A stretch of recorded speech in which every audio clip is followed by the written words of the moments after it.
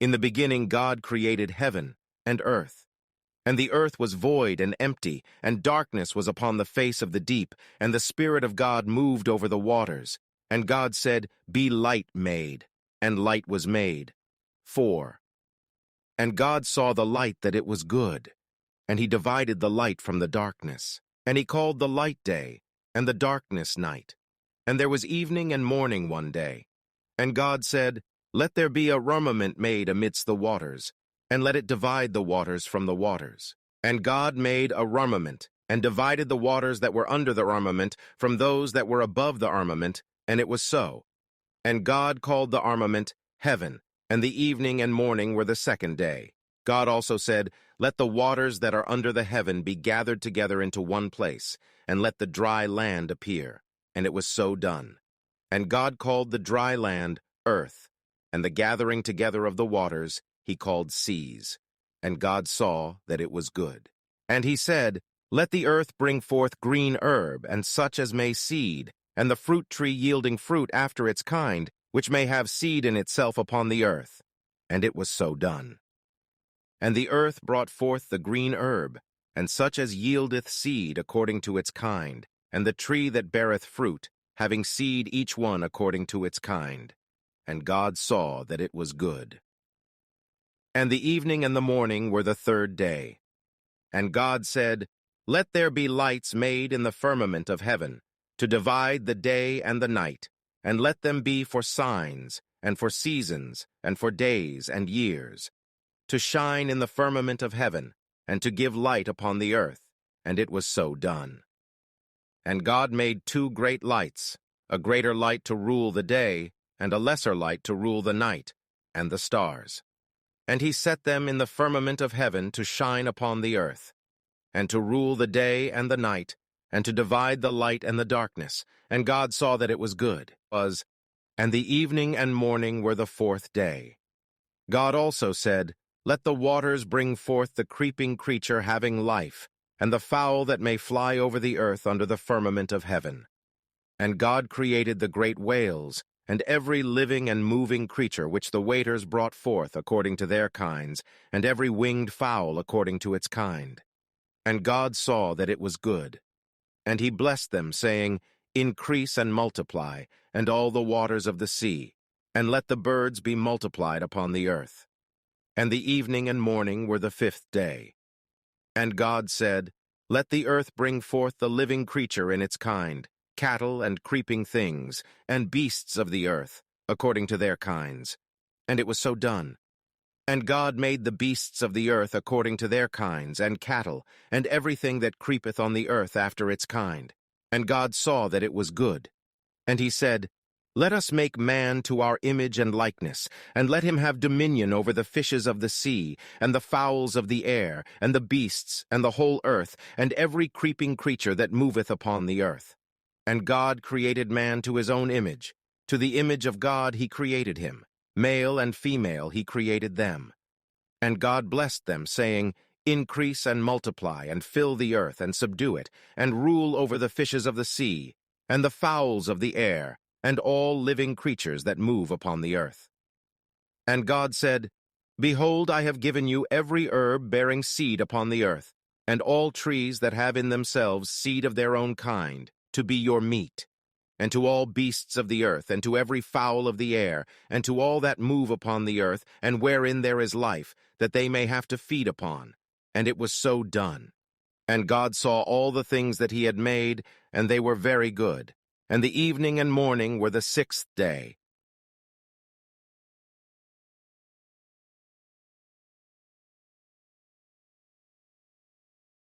So the heavens and the earth were nished, and all the furniture of them. And on the seventh day God ended his work which he had made, and he rested on the seventh day from all his work which he had done. And he blessed the seventh day and sanctified it, because in it he had rested from all his work which God created and made. These are the generations of the heaven and the earth when they were created, in the day that the Lord God made the heaven and the earth. And every plant of the eld before it sprung up in the earth, and every herb of the ground before it grew, for the Lord God had not rained upon the earth, and there was not a man to till the earth. but a spring rose out of the earth, watering all the surface of the earth. And the Lord God formed man of the slime of the earth, and breathed into his face the breath of life, and man became a living soul. And the Lord God had planted a paradise of pleasure from the beginning, wherein he placed man whom he had formed. And the Lord God brought forth of the ground all manner of trees, fair to behold, and pleasant to eat of, the tree of life also in the midst of paradise, and the tree of knowledge of good and evil. And a river went out of the place of pleasure to water paradise, which from thence is divided into 4 heads. The name of the one is Fison. That is it which compasseth all the land of Hevelath, where gold groweth. And the gold of that land is very good. There is found bdellium, and the onyx stone. And the name of the second river is Gihon. The same is it that compasseth all the land of Ethiopia. And the name of the third river is Tigris. The same passeth along by the Assyrians. And the fourth river is Euphrates. And the Lord God took man, and put him into the paradise of pleasure, to dress it, and to keep it. And he commanded him, saying, Of every tree of paradise thou shalt eat, but of the tree of knowledge of good and evil thou shalt not eat. For in what day soever thou shalt eat of it, thou shalt die the death. And the Lord God said, It is not good for man to be alone. Let us make him a help like unto himself. And the Lord God, having formed out of the ground all the beasts of the earth, and all the fowls of the air, brought them to Adam to see what he would call them. For whatsoever Adam called any living creature, the same is its name. And Adam called all the beasts by their names, and all the fowls of the air, and all the cattle of the field. But for Adam there was not found a helper like himself. Then the Lord God cast a deep sleep upon Adam, and when he was fast asleep, he took one of his ribs and filled up flesh for it. And the Lord God built the rib which he took from Adam into a woman, and brought her to Adam. And Adam said, This now is bone of my bones and flesh of my flesh. She shall be called woman, because she was taken out of man. Wherefore a man shall leave father and mother, and shall cleave to his wife, and they shall be 2 in one flesh. And they were both naked, to wit, Adam and his wife, and were not ashamed.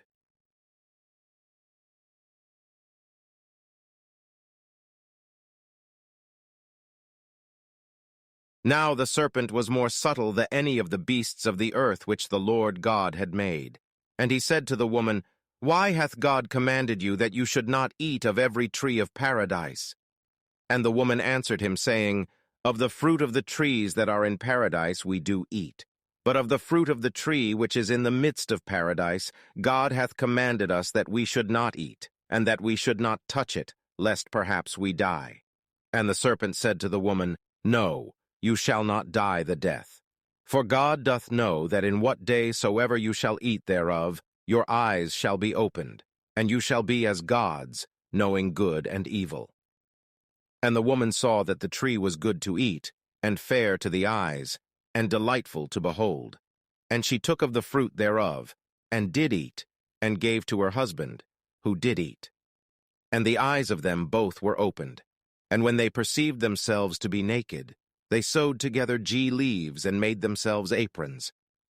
And when they heard the voice of the Lord God walking in paradise at the afternoon air, Adam and his wife hid themselves from the face of the Lord God, amidst the trees of paradise. And the Lord God called Adam and said to him, Where art thou? And he said, I heard thy voice in paradise, and I was afraid because I was naked, and I hid myself. And he said to him, And who hath told thee that thou wast naked, but that thou hast eaten of the tree whereof I commanded thee that thou shouldst not eat? And Adam said, The woman whom thou gavest me to be my companion gave me of the tree, and I did eat. And the Lord God said to the woman, Why hast thou done this? And she answered, The serpent deceived me, and I did eat. And the Lord God said to the serpent, Because thou hast done this thing, thou art cursed among all cattle, and beasts of the earth. Upon thy breast shalt thou go, and earth shalt thou eat all the days of thy life. I will put enmities between thee and the woman, and thy seed and her seed. She shall curse thy head, and thou shalt lie in wait for her heel. To the woman also he said, I will multiply thy sorrows and thy conceptions. In sorrow shalt thou bring forth children, and thou shalt be under thy husband's power, and he shall have dominion over thee.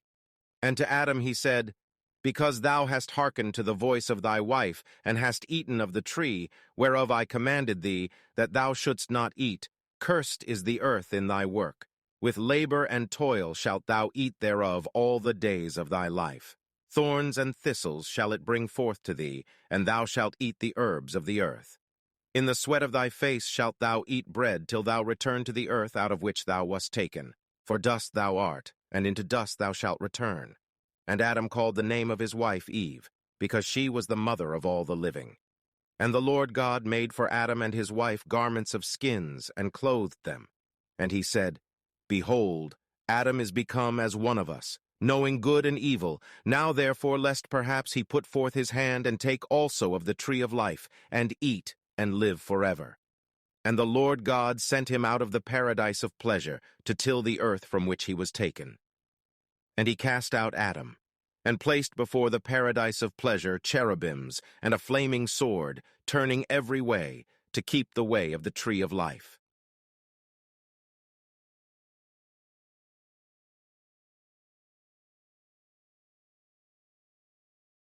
Chapter 4. And Adam knew Eve his wife, and she conceived and bare Cain, and said, I have gotten a man from the Lord. And she again bare his brother Abel. And Abel was a keeper of sheep, but Cain was a tiller of the ground. And in process of time it came to pass that Cain brought of the fruit of the ground an offering unto the Lord. And Abel he also brought of the firstlings of his flock, and of the fat thereof. And the Lord had respect unto Abel and to his offering, but unto Cain and to his offering he had not respect. And Cain was very wroth, and his countenance fell. And the Lord said unto Cain, Why art thou wroth? And why is thy countenance fallen? If thou doest well, shalt thou not be accepted? And if thou doest not well, sin lieth at the door. And unto thee shall be his desire, and thou shalt rule over him. And Cain talked with Abel his brother. And it came to pass, when they were in the field, that Cain rose up against Abel his brother, and slew him. And the Lord said unto Cain, Where is Abel thy brother? And he said, I know not, am I my brother's keeper? And he said, What hast thou done? The voice of thy brother's blood crieth unto me from the ground. And now art thou cursed from the earth, which hath opened her mouth to receive thy brother's blood from thy hand. When thou tillest the ground, it shall not henceforth yield unto thee her strength. A fugitive and a vagabond shalt thou be in the earth. And Cain said unto the Lord, My punishment is greater than I can bear. Behold, thou hast driven me out this day from the face of the earth, and from thy face shall I be hid, and I shall be a fugitive and a vagabond in the earth. And it shall come to pass that every one that findeth me shall slay me. And the Lord said unto him, Therefore whosoever slayeth Cain, vengeance shall be taken on him sevenfold. And the Lord set a mark upon Cain, lest any finding him should kill him. And Cain went out from the presence of the Lord, and dwelt in the land of Nod, on the east of Eden. And Cain knew his wife, and she conceived and bare Enoch. And he builded a city, and called the name of the city after the name of his son, Enoch. And unto Enoch was born Irad, and Irad begat Mehujael, and Mehujael begat Methusael, and Methusael begat Lamech. And Lamech took unto him 2 wives, the name of the one was Adah, and the name of the other Zillah. And Adah bare Jabal, he was the father of such as dwell in tents, and of such as have cattle. And his brother's name was Jubal, he was the father of all such as handle the harp and organ. And Zillah she also bare Tubal-Cain, an instructor of every artificer in brass and iron. And the sister of Tubal-Cain was Naamah. And Lamech said unto his wives Adah and Zillah, Hear my voice, ye wives of Lamech, hearken unto my speech. for I have slain a man to my wounding, and a young man to my hurt. If Cain shall be avenged sevenfold, truly Lamech 70 and sevenfold. And Adam knew his wife again, and she bare a son, and called his name Seth. For God, said she, hath appointed me another seed instead of Abel, whom Cain slew. And to Seth, to him also there was born a son, and he called his name Enos. Then began men to call upon the name of the Lord.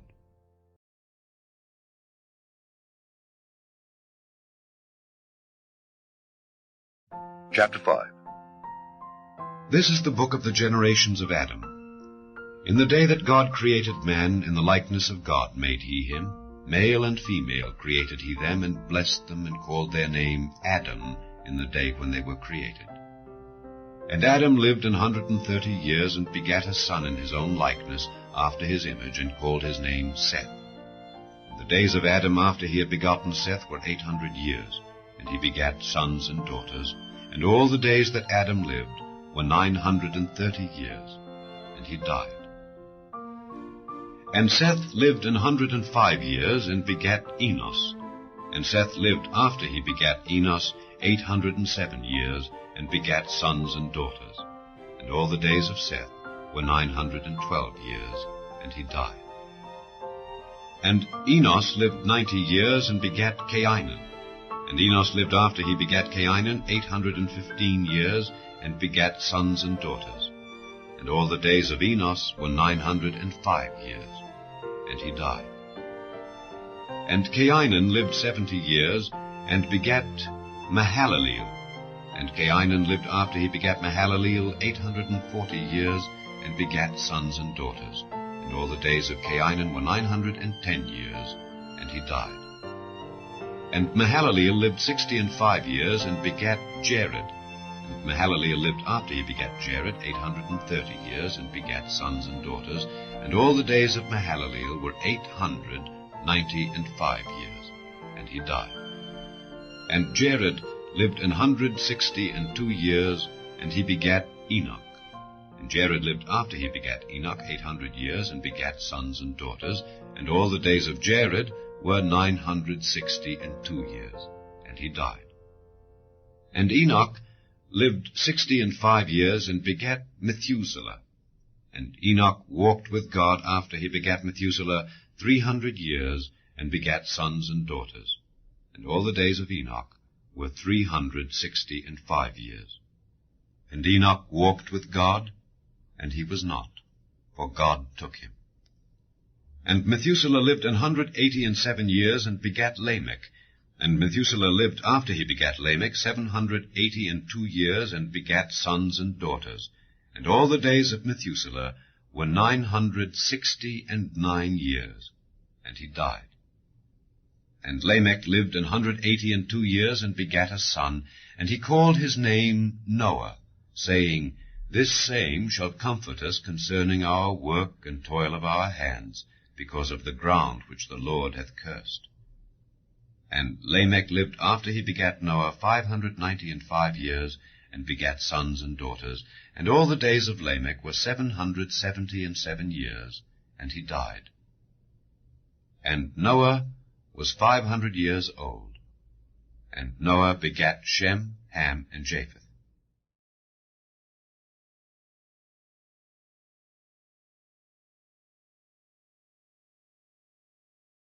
Chapter 6. And it came to pass, when men began to multiply on the face of the earth, and daughters were born unto them, that the sons of God saw the daughters of men, that they were fair, and they took them wives of all which they chose. And the Lord said, My spirit shall not always strive with man, for that he also is flesh, yet his days shall be 120 years. There were giants in the earth in those days. And also after that, when the sons of God came in unto the daughters of men, and they bare children to them, the same became mighty men, which were of old, men of renown. And God saw that the wickedness of man was great in the earth, and that every imagination of the thoughts of his heart was only evil continually. And it repented the Lord that he had made man on the earth, and it grieved him at his heart. And the Lord said, I will destroy man whom I have created from the face of the earth, both man and beast, and the creeping thing and the fowls of the air, for it repenteth me that I have made them. But Noah found grace in the eyes of the Lord. These are the generations of Noah. Noah was a just man and perfect in his generations, and Noah walked with God. And Noah begat 3 sons, Shem, Ham, and Japheth. The earth also was corrupt before God, and the earth was filled with violence. And God looked upon the earth, and behold, it was corrupt, for all flesh had corrupted his way upon the earth. And God said unto Noah, The end of all flesh is come before me, for the earth is filled with violence through them. And behold, I will destroy them with the earth. Make thee an ark of gopher wood. Rooms shalt thou make in the ark, and shalt pitch it within and without with pitch. And this is the fashion which thou shalt make it of. The length of the ark shall be 300 cubits, the breadth of it 50 cubits, and the height of it 30 cubits. A window shalt thou make to the ark, and in a cubit shalt thou finish it above, and the door of the ark shalt thou set in the side thereof. With lower, second, and third stories shalt thou make it. And behold, I, even I, do bring a flood of waters upon the earth, to destroy all flesh wherein is the breath of life from under heaven.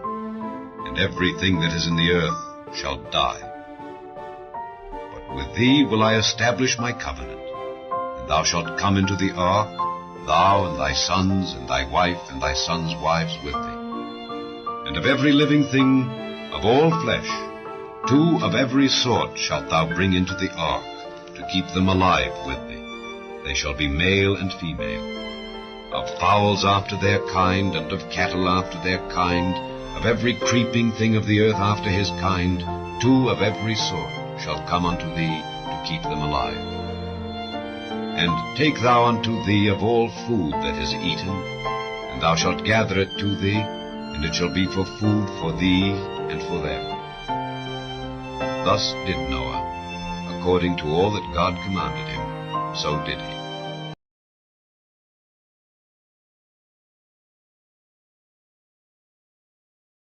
Chapter 7. And the Lord said unto Noah, Come thou and all thy house into the ark, for thee have I seen righteous before me in this generation.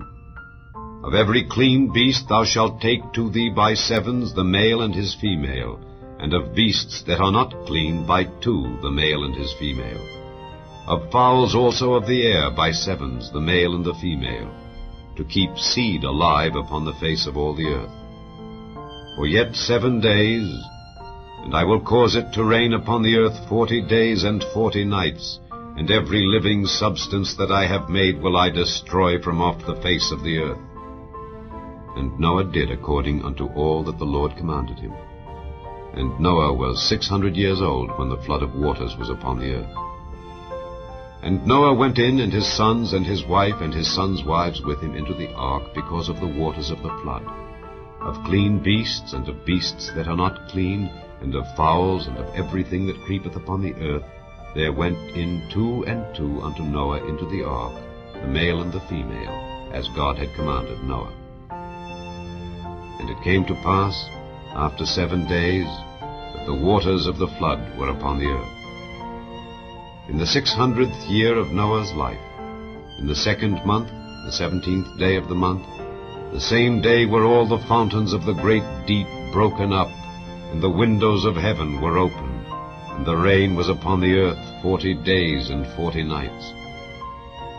In the selfsame day entered Noah, and Shem, and Ham, and Japheth, the sons of Noah, and Noah's wife, and the 3 wives of his sons with them, into the ark. They, and every beast after his kind, and all the cattle after their kind, and every creeping thing that creepeth upon the earth after his kind, and every fowl after his kind, every bird of every sort. And they went in unto Noah into the ark, 2 and 2 of all flesh, wherein is the breath of life. And they that went in male and female of all flesh, as God had commanded him. And the Lord shut him in. And the flood was 40 days upon the earth. And the waters increased and bare up the ark, and it was lift up above the earth. And the waters prevailed and were increased greatly upon the earth. And the ark went upon the face of the waters. And the waters prevailed exceedingly upon the earth, and all the high hills that were under the whole heaven were covered. 15 cubits upward did the waters prevail, and the mountains were covered. And all flesh died that moved upon the earth, both of fowl and of cattle and of beast, and of every creeping thing that creepeth upon the earth, and every man. All in whose nostrils was the breath of life, of all that was in the dry land, died. And every living substance was destroyed which was upon the face of the ground, both man and cattle, and the creeping things, and the fowl of the heaven. And they were destroyed from the earth. And Noah only remained alive, and they that were with him in the ark. And the waters prevailed upon the earth 150 days.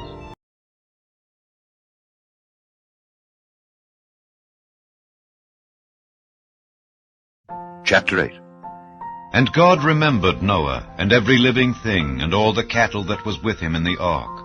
And God made a wind to pass over the earth, and the waters assuaged. The fountains also of the deep and the windows of heaven were stopped, and the rain from heaven was restrained. And the waters returned from off the earth continually. And after the end of the 150 days, the waters were abated. And the ark rested in the 7th month, on the 17th day of the month, upon the mountains of Ararat.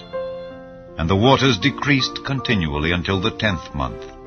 In the 10th month, on the 1st day of the month, were the tops of the mountains seen. And it came to pass at the end of 40 days, that Noah opened the window of the ark which he had made, and he sent forth a raven which went forth to and fro until the waters were dried up from off the earth.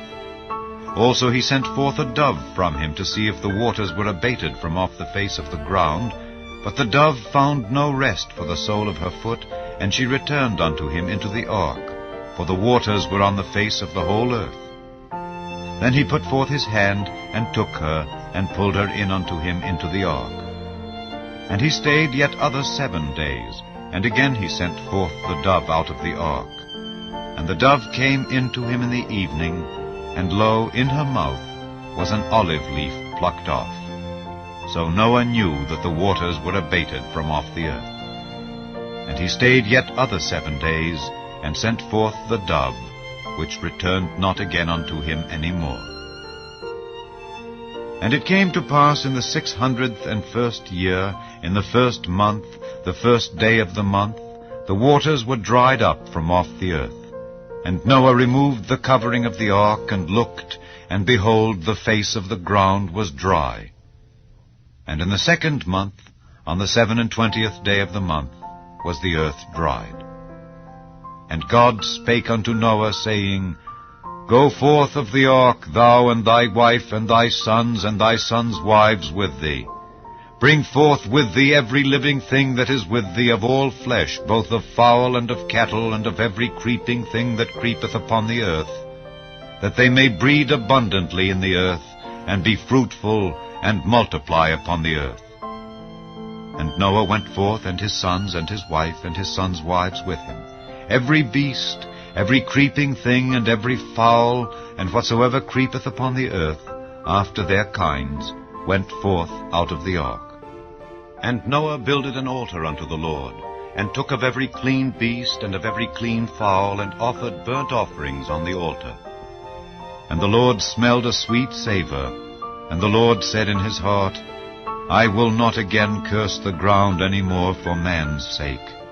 For the imagination of man's heart is evil from his youth. Neither will I again smite any more everything living as I have done. While the earth remaineth, seed time and harvest, and cold and heat, and summer and winter, and day and night shall not cease.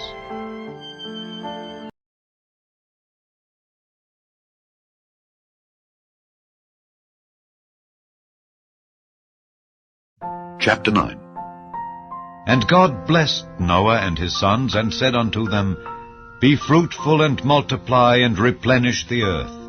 And the fear of you and the dread of you shall be upon every beast of the earth, and upon every fowl of the air, upon all that moveth upon the earth, and upon all the fishes of the sea. Into your hand are they delivered. Every moving thing that liveth shall be meat for you. Even as the green herb have I given you all things. But flesh with the life thereof, which is the blood thereof, shall ye not eat. And surely your blood of your lives will I require. At the hand of every beast will I require it, and at the hand of man. At the hand of every man's brother will I require the life of man. Whoso sheddeth man's blood, by man shall his blood be shed. For in the image of God made he man. And you, be ye fruitful and multiply. Bring forth abundantly in the earth, and multiply therein.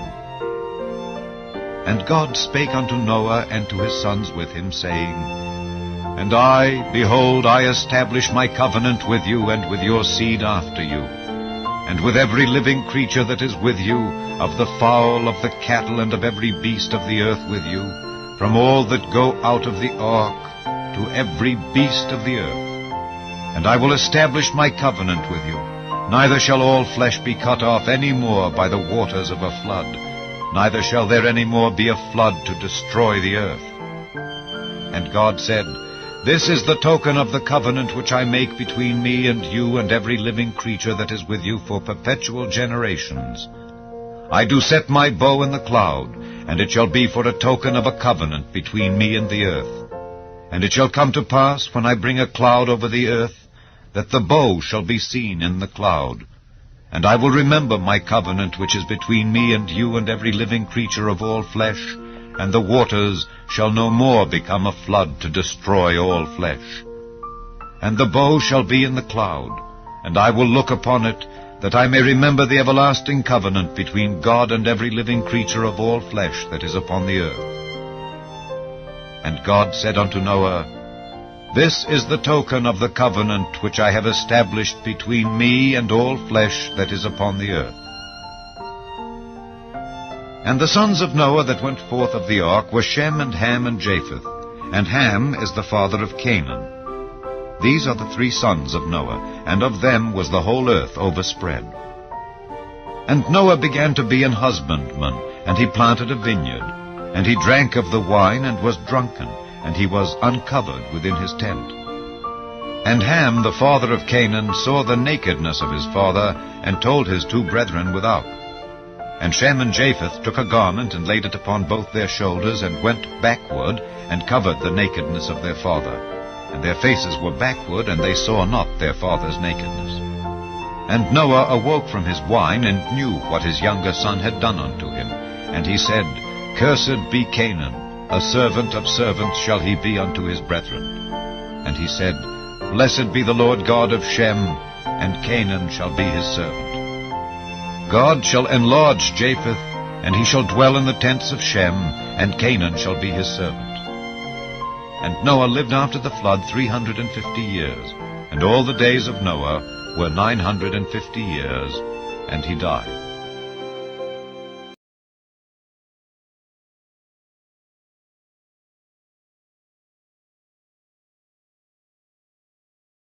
Chapter 10. Now these are the generations of the sons of Noah, Shem, Ham, and Japheth.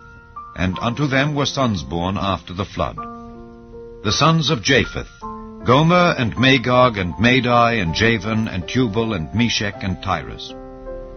And the sons of Gomer, Ashkenaz, and Riphath, and Togarmah. And the sons of Javan, Elisha, and Tarshish, Kittim, and Dodanim. By these were the isles of the Gentiles divided in their lands, every one after his tongue, after their families, in their nations. And the sons of Ham, Cush, and Mizraim, and Phut, and Canaan. And the sons of Cush, Seba, and Havilah, and Sabta, and Raamah, and Saptika. And the sons of Raamah, Sheba, and Dedan. And Cush begat Nimrod. He began to be a mighty one in the earth. He was a mighty hunter before the Lord. Wherefore it is said, even as Nimrod the mighty hunter before the Lord. And the beginning of his kingdom was Babel, and Erech, and Akkad, and Calneh in the land of Shinar. Out of that land went forth Asher, and builded Nineveh, and the city Rehoboth, and Calah, and Resen between Nineveh and Calah, the same as a great city. And Mizraim begat Ludim, and Anamim, and Lehabim, and Naphtuhim, and Pathrusim, and Casluhim, out of whom came Philistim, and Caphtorim. And Canaan begat Zidon his firstborn, and Heth, and the Jebusite, and the Amorite, and the Girgasite, and the Hivite, and the Archite, and the Sinite, and the Arvadite, and the Zemarite, and the Hamathite. And afterward were the families of the Canaanites spread abroad. And the border of the Canaanites was from Zidon, as thou comest to Gerar, unto Gaza, as thou goest unto Sodom and Gomorrah, and Admah and Zeboim, even unto Lasha. These are the sons of Ham after their families, after their tongues, in their countries and in their nations. Unto Shem also, the father of all the children of Eber, the brother of Japheth the elder, even to him were children born. The children of Shem, Elam, and Asher, and Arphaxad, and Lud, and Aram. And the children of Aram, Uz, and Hul, and Gether, and Mash. And Arphaxad begat Salah, and Salah begat Eber. And unto Eber were born two sons. The name of one was Peleg, for in his days was the earth divided, and his brother's name was Joktan. And Joktan begat Almodad, and Sheleph, and Hazar-Maveth, and Jerah, and Hadoram, and Uzal, and Diklah, and Obal, and Abimael, and Sheba, and Ophir, and Havilah, and Jobab. All these were the sons of Joktan. And their dwelling was from Mesha, as thou goest unto Sephar, a mount of the east. These are the sons of Shem after their families, after their tongues, in their lands, after their nations. These are the families of the sons of Noah, after their generations, in their nations. And by these were the nations divided in the earth after the flood.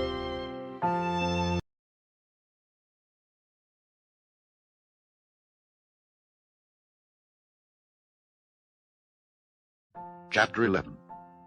And the whole earth was of one language and of one speech. And it came to pass, as they journeyed from the east, that they found a plain in the land of Shinar, and they dwelt there.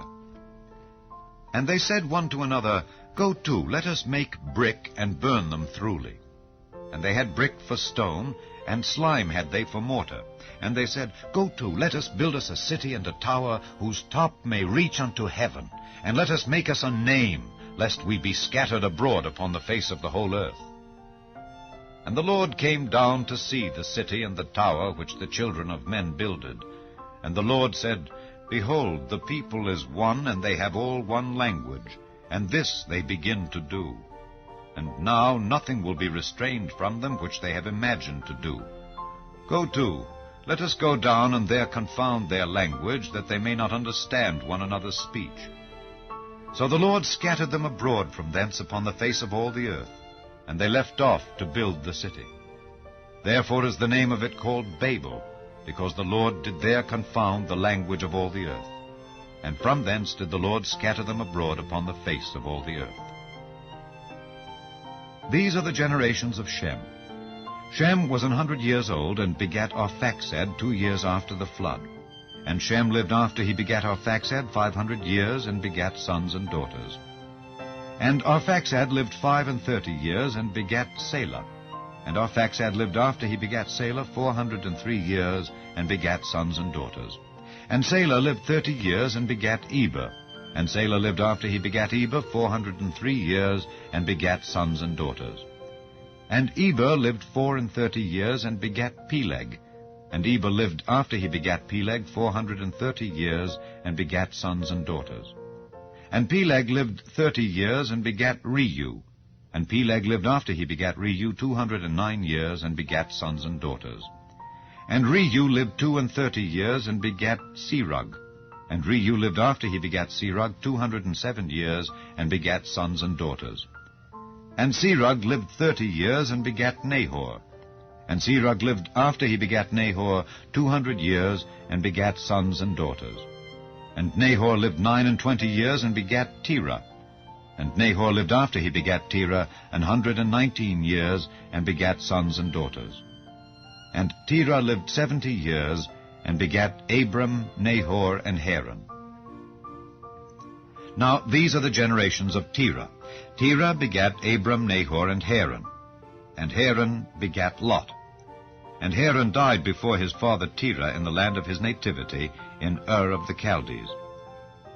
And Abram and Nahor took them wives. The name of Abram's wife was Sarai, and the name of Nahor's wife Milcah, the daughter of Haran, the father of Milcah and the father of Iscah. But Sarai was barren, she had no child. And Terah took Abram his son, and Lot the son of Haran his son's son, and Sarai his daughter-in-law, his son Abram's wife, and they went forth with them from Ur of the Chaldees to go into the land of Canaan. And they came unto Haran, and dwelt there. And the days of Terah were 205 years, and Terah died in Haran.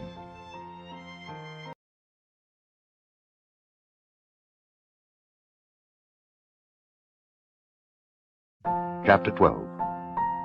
Now the Lord had said unto Abram, Get thee out of thy country, and from thy kindred, and from thy father's house, unto a land that I will show thee. And I will make of thee a great nation, and I will bless thee, and make thy name great, and thou shalt be a blessing. And I will bless them that bless thee, and curse him that curseth thee. And in thee shall all families of the earth be blessed. So Abram departed as the Lord had spoken unto him, and Lot went with him. And Abram was 75 years old when he departed out of Haran. And Abram took Sarai his wife, and Lot his brother's son, and all their substance that they had gathered, and the souls that they had gotten in Haran, and they went forth to go into the land of Canaan. And into the land of Canaan they came.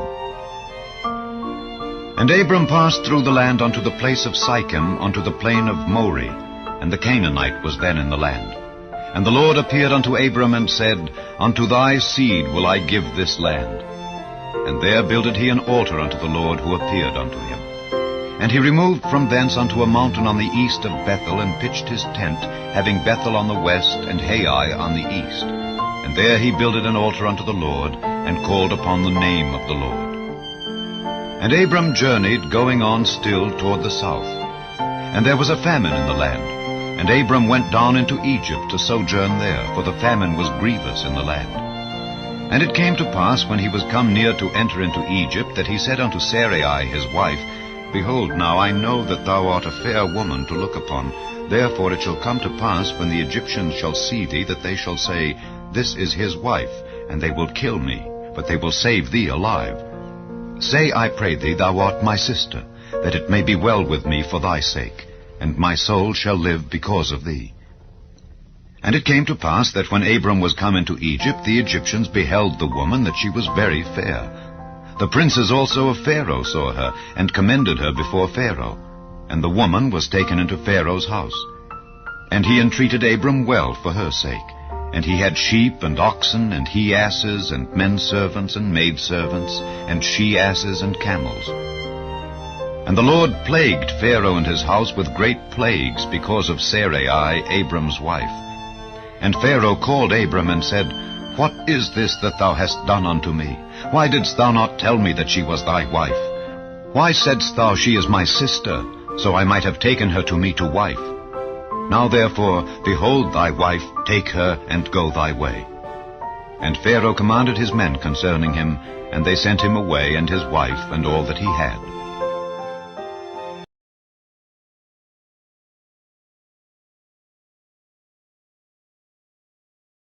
Chapter 13.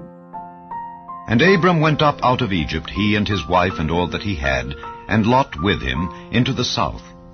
And Abram was very rich in cattle, in silver, and in gold. And he went on his journeys from the south even to Bethel, unto the place where his tent had been at the beginning, between Bethel and Hai, unto the place of the altar which he had made there at the first. And there Abram called on the name of the Lord. And Lot also, which went with Abram, had flocks and herds and tents. And the land was not able to bear them, that they might dwell together, for their substance was great, so that they could not dwell together. And there was a strife between the herdmen of Abram's cattle and the herdmen of Lot's cattle, and the Canaanite and the Perizzite dwelled then in the land.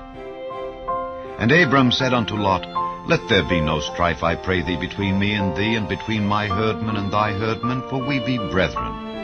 Is not the whole land before thee? Separate thyself, I pray thee, from me. If thou wilt take the left hand, then I will go to the right, or if thou depart to the right hand, then I will go to the left. And Lot lifted up his eyes, and beheld all the plain of Jordan, that it was well watered everywhere, before the Lord destroyed Sodom and Gomorrah, even as the garden of the Lord, like the land of Egypt, as thou comest unto Zoar. Then Lot chose him all the plain of Jordan, and Lot journeyed east, and they separated themselves the one from the other. Abram dwelled in the land of Canaan, and Lot dwelled in the cities of the plain, and pitched his tent toward Sodom. But the men of Sodom were wicked and sinners before the Lord exceedingly. And the Lord said unto Abram, after that Lot was separated from him, Lift up now thine eyes, and look from the place where thou art, northward and southward and eastward and westward. For all the land which thou seest, to thee will I give it, and to thy seed forever. And I will make thy seed as the dust of the earth, so that if a man can number the dust of the earth, then shall thy seed also be numbered. Arise, walk through the land in the length of it and in the breadth of it, for I will give it unto thee. Then Abram removed his tent, and came and dwelt in the plain of Mamre, which is in Hebron, and built there an altar unto the Lord.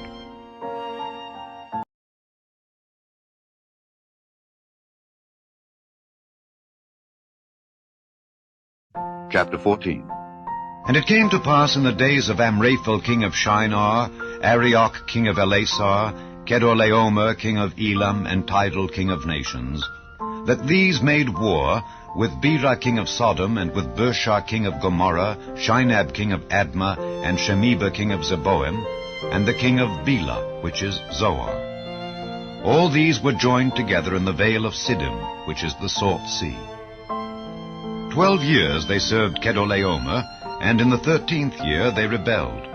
And in the 14th year came Kedorlaomer and the kings that were with him, and smote the Rephaims in Ashtaroth Karnaim, and the Zuzims in Ham, and the Emims in Shavi Kiriathaim, and the Horites in their Mount Seir, unto Elparan, which is by the wilderness. And they returned, and came to Enmishpat, which is Kadesh, and smote all the country of the Amalekites, and also the Amorites that dwelt in Hazazon Tamar. And there went out the king of Sodom, and the king of Gomorrah, and the king of Admah, and the king of Zeboim, and the king of Bela, the same is Zoar, and they joined battle with them in the vale of Siddim, with Kedorlaomer the king of Elam, and with Tidal king of nations, and Amraphel king of Shinar, and Arioch king of Elasar, 4 kings with 5. And the vale of Siddim was full of slime pits, and the kings of Sodom and Gomorrah fled and fell there, and they that remained fled to the mountain.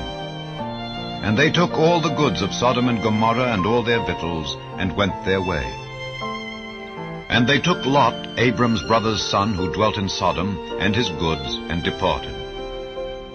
And there came one that had escaped, and told Abram the Hebrew, for he dwelt in the plain of Mamre the Amorite, brother of Eshcol, and brother of Aner, and these were confederate with Abram. And when Abram heard that his brother was taken captive, he armed his trained servants, born in his own house, 318, and pursued them unto Dan. And he divided himself against them, he and his servants, by night, and smote them, and pursued them unto Hobah, which is on the left hand of Damascus. And he brought back all the goods, and also brought again his brother Lot, and his goods, and the women also, and the people. And the king of Sodom went out to meet him after his return from the slaughter of Kedorlaomer and of the kings that were with him, at the valley of Shavi, which is the king's dale. And Melchizedek king of Salem brought forth bread and wine, and he was the priest of the Most High God. And he blessed him and said, Blessed be Abram of the Most High God, possessor of heaven and earth, and blessed be the Most High God, which hath delivered thine enemies into thy hand. And he gave him tithes of all. And the king of Sodom said unto Abram, give me the persons, and take the goods to thyself. And Abram said to the king of Sodom, I have lifted up mine hand unto the Lord, the Most High God, the possessor of heaven and earth, that I will not take from a thread even to a shoe latchet, and that I will not take anything that is thine, lest thou shouldest say, I have made Abram rich, save only that which the young men have eaten, and the portion of the men which went with me, Aner, Eshcol, and Mamre. Let them take their portion.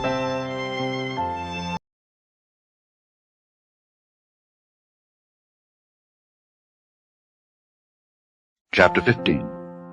After these things the word of the Lord came unto Abram in a vision, saying, Fear not, Abram, I am thy shield and thy exceeding great reward. And Abram said, Lord God, what wilt thou give me, seeing I go childless, and the steward of my house is this Eliezer of Damascus? And Abram said, Behold, to me thou hast given no seed, and lo, one born in my house is mine heir. And behold, the word of the Lord came unto him, saying, This shall not be thine heir, but he that shall come forth out of thine own bowels shall be thine heir. And he brought him forth abroad, and said, Look now toward heaven, and tell the stars, if thou be able to number them. And he said unto him, So shall thy seed be. And he believed in the Lord, and he counted it to him for righteousness. And he said unto him, I am the Lord that brought thee out of Ur of the Chaldees to give thee this land to inherit it. And he said, Lord God, whereby shall I know that I shall inherit it? And he said unto him, Take me an heifer of 3 years old, and a she-goat of 3 years old, and a ram of 3 years old, and a turtle dove, and a young pigeon. And he took unto him all these, and divided them in the midst, and laid each piece one against another. But the birds divided he not. And when the fowls came down upon the carcasses, Abram drove them away. And when the sun was going down, a deep sleep fell upon Abram. And lo, an horror of great darkness fell upon him. And he said unto Abram, Know of a surety that thy seed shall be a stranger in a land that is not theirs, and shall serve them, and they shall afflict them 400 years. And also that nation whom they shall serve will I judge, and afterward shall they come out with great substance. And thou shalt go to thy fathers in peace, thou shalt be buried in a good old age. But in the 4th generation they shall come hither again, for the iniquity of the Amorites is not yet full. And it came to pass that when the sun went down, and it was dark, behold, a smoking furnace, and a burning lamp that passed between those pieces. In the same day the Lord made a covenant with Abram, saying, Unto thy seed have I given this land, from the river of Egypt unto the great river, the river Euphrates, the Kenites, and the Kenizzites, and the Cadmonites, and the Hittites, and the Perizzites, and the Rephaims, and the Amorites, and the Canaanites, and the Girgashites, and the Jebusites.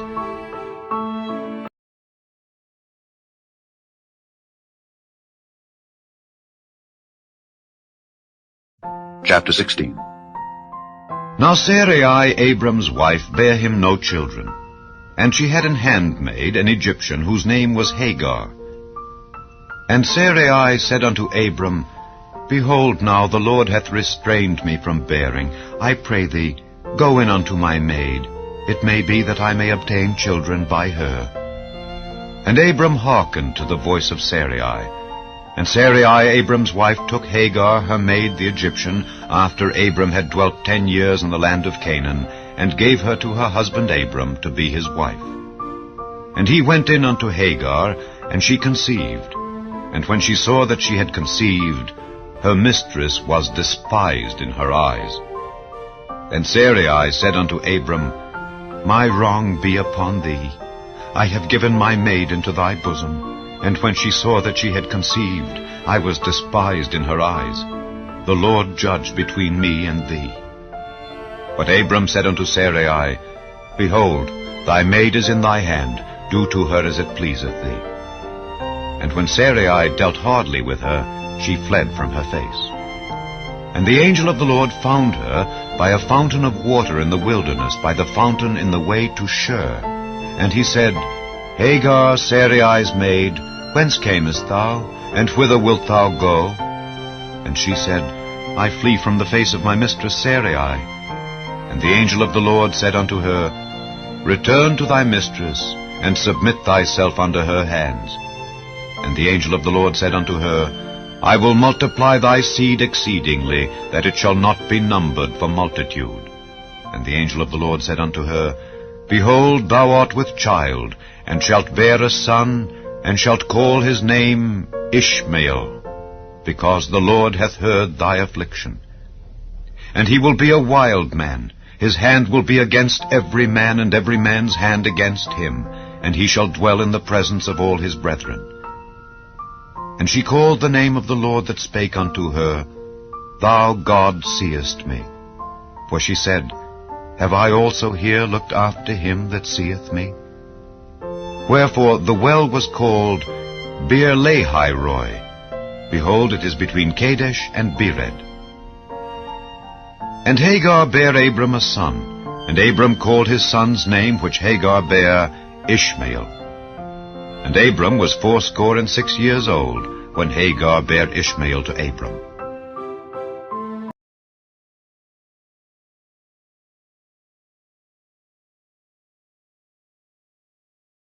Chapter 17.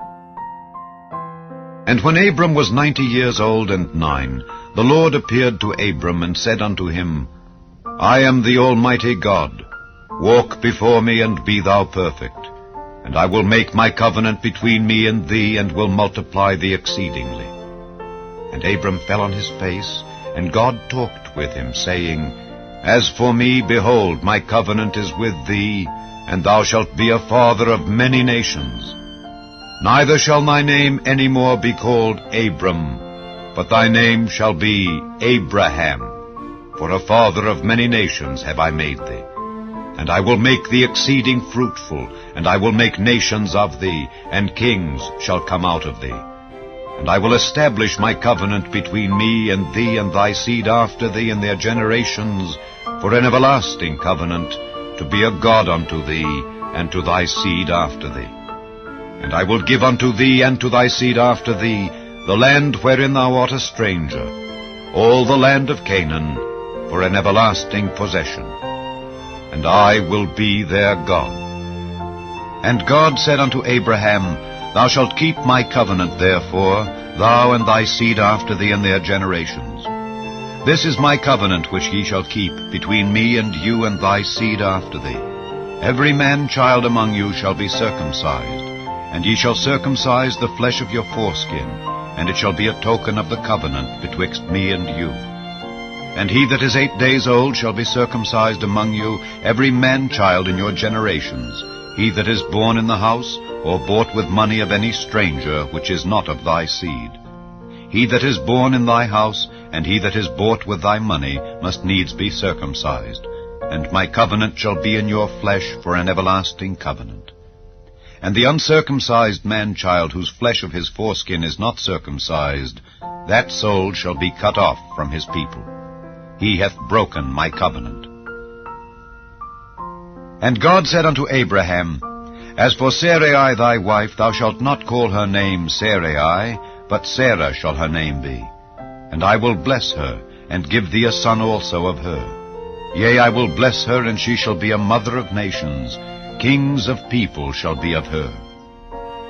Then Abraham fell upon his face, and laughed, and said in his heart, Shall a child be born unto him that is 100 years old? And shall Sarah that is 90 years old bear? And Abraham said unto God, O that Ishmael might live before thee. And God said, Sarah thy wife shall bear thee a son indeed, and thou shalt call his name Isaac. And I will establish my covenant with him for an everlasting covenant, and with his seed after him. And as for Ishmael, I have heard thee. Behold, I have blessed him, and will make him fruitful, and will multiply him exceedingly. 12 princes shall he beget, and I will make him a great nation. But my covenant will I establish with Isaac, which Sarah shall bear unto thee at this set time in the next year. And he left off talking with him, and God went up from Abraham. And Abraham took Ishmael his son, and all that were born in his house, and all that were bought with his money, every male among the men of Abraham's house, and circumcised the flesh of their foreskin in the selfsame day, as God had said unto him. And Abraham was 90 years old and 9 when he was circumcised in the flesh of his foreskin. And Ishmael his son was 13 years old when he was circumcised in the flesh of his foreskin. In the selfsame day was Abraham circumcised, and Ishmael his son. And all the men of his house born in the house, and bought with money of the stranger, were circumcised with him.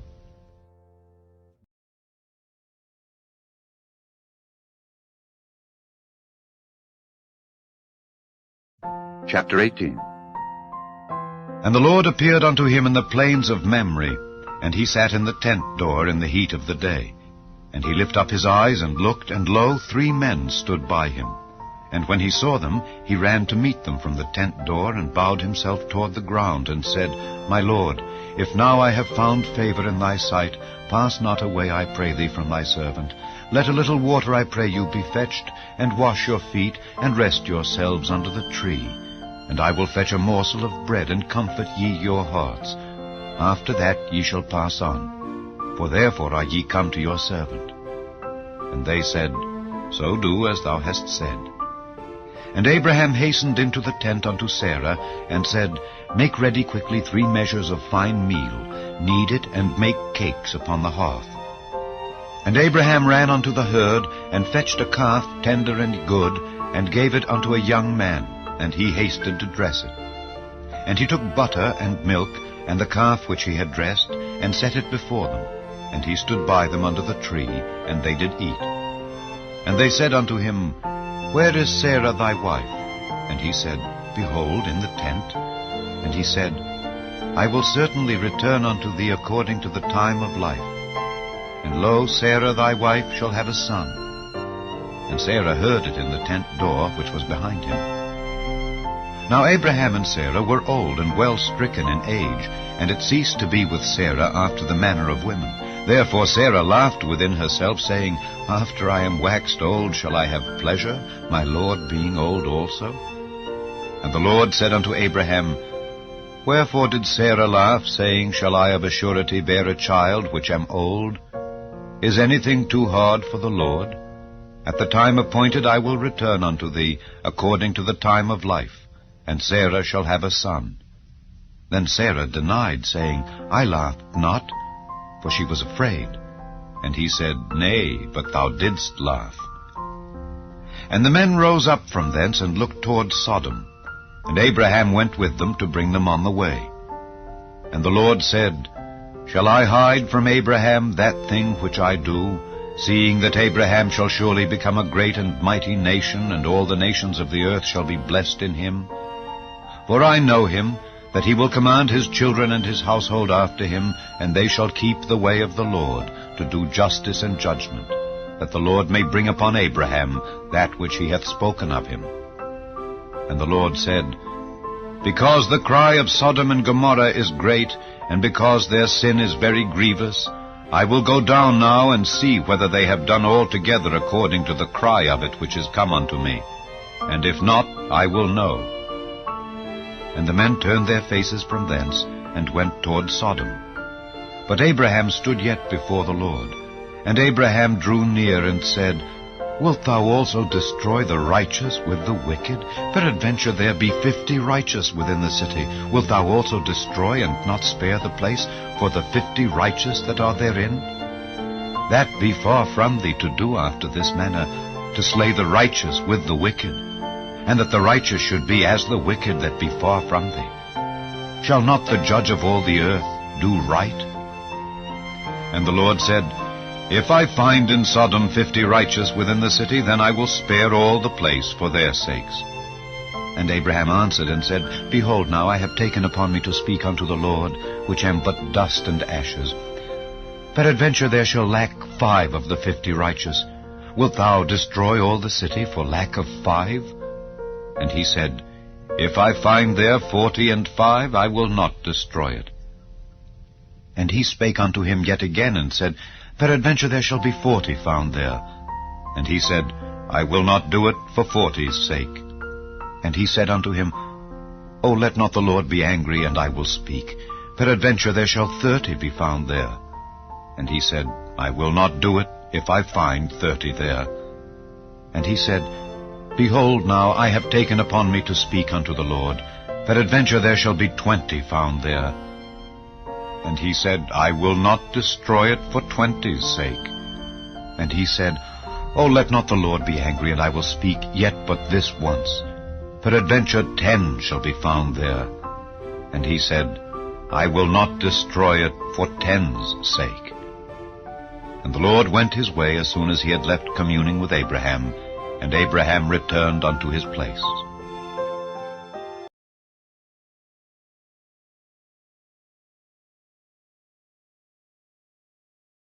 Chapter 19. And there came 2 angels to Sodom at even, and Lot sat in the gate of Sodom. And Lot, seeing them, rose up to meet them, and he bowed himself with his face toward the ground, and he said, Behold now, my lords, turn in, I pray you, into your servant's house, and tarry all night, and wash your feet, and ye shall rise up early, and go on your ways. And they said, Nay, but we will abide in the street all night. And he pressed upon them greatly, and they turned in unto him, and entered into his house. And he made them a feast, and did bake unleavened bread, and they did eat. But before they lay down, the men of the city, even the men of Sodom, compassed the house round, both old and young, all the people from every quarter. And they called unto Lot, and said unto him, Where are the men which came into thee this night? Bring them out unto us, that we may know them. And Lot went out at the door unto them, and shut the door after him, and said, I pray you, brethren, do not so wickedly. Behold now, I have 2 daughters which have not known man. Let me, I pray you, bring them out unto you, and do ye to them as is good in your eyes. Only unto these men do nothing. For therefore came they under the shadow of my roof. And they said, Stand back. And they said again, This one fellow came in to sojourn, and he will needs be a judge. Now will we deal worse with thee than with them. And they pressed sore upon the men, even Lot, and came near to break the door. But the men put forth their hand, and pulled Lot into the house to them, and shut to the door. And they smote the men that were at the door of the house with blindness, both small and great, so that they wearied themselves to find the door. And the men said unto Lot, Hast thou here any besides? Son-in-law, and thy sons, and thy daughters, and whatsoever thou hast in the city, bring them out of this place, for we will destroy this place, because the cry of them is waxen great before the face of the Lord, and the Lord hath sent us to destroy it. And Lot went out, and spake unto his sons-in-law, which married his daughters, and said, Up, get you out of this place, for the Lord will destroy this city. But he seemed as one that mocked unto his sons-in-law. And when the morning arose, then the angels hastened Lot, saying, Arise, take thy wife and thy 2 daughters, which are here, lest thou be consumed in the iniquity of the city. And while he lingered, the men laid hold upon his hand, and upon the hand of his wife, and upon the hand of his 2 daughters, the Lord being merciful unto him. And they brought him forth, and set him without the city. And it came to pass, when they had brought them forth abroad, that he said, Escape for thy life. Look not behind thee, neither stay thou in all the plain. Escape to the mountain, lest thou be consumed. And Lot said unto them, O not so, my lord. Behold now, thy servant hath found grace in thy sight, and thou hast magnified thy mercy, which thou hast showed unto me in saving my life. And I cannot escape to the mountain, lest some evil take me, and I die. Behold now, this city is near to flee unto, and it is a little one. Oh, let me escape thither. Is it not a little one? And my soul shall live. And he said unto him, See, I have accepted thee concerning this thing also, that I will not overthrow this city for the which thou hast spoken. Haste thee, escape thither, for I cannot do anything till thou be come thither. Therefore the name of the city was called Zoar. The sun was risen upon the earth when Lot entered into Zoar. Then the Lord rained upon Sodom and upon Gomorrah brimstone and fire from the Lord out of heaven. And he overthrew those cities, and all the plain, and all the inhabitants of the cities, and that which grew upon the ground. But his wife looked back from behind him, and she became a pillar of salt. And Abraham gat up early in the morning to the place where he stood before the Lord, and he looked toward Sodom and Gomorrah, and toward all the land of the plain, and beheld, and lo, the smoke of the country went up as the smoke of a furnace. And it came to pass, when God destroyed the cities of the plain, that God remembered Abraham, and sent Lot out of the midst of the overthrow, when he overthrew the cities in the which Lot dwelt. And Lot went up out of Zoar, and dwelt in the mountain, and his 2 daughters with him, for he feared to dwell in Zoar. And he dwelt in a cave, he and his 2 daughters. And the firstborn said unto the younger, Our father is old, and there is not a man in the earth to come in unto us after the manner of all the earth. Come, let us make our father drink wine, and we will lie with him, that we may preserve seed of our father. And they made their father drink wine that night, and the firstborn went in and lay with her father. And he perceived not when she lay down, nor when she arose. And it came to pass on the morrow that the firstborn said unto the younger, Behold, I lay yesternight with my father. Let us make him drink wine this night also, and go thou in and lie with him, that we may preserve seed of our father. And they made their father drink wine that night also. And the younger arose and lay with him, and he perceived not when she lay down, nor when she arose. Thus were both the daughters of Lot with child by their father. And the firstborn bare a son, and called his name Moab, the same as the father of the Moabites unto this day. And the younger she also bare a son, and called his name Ben-Ammi, the same as the father of the children of Ammon unto this day.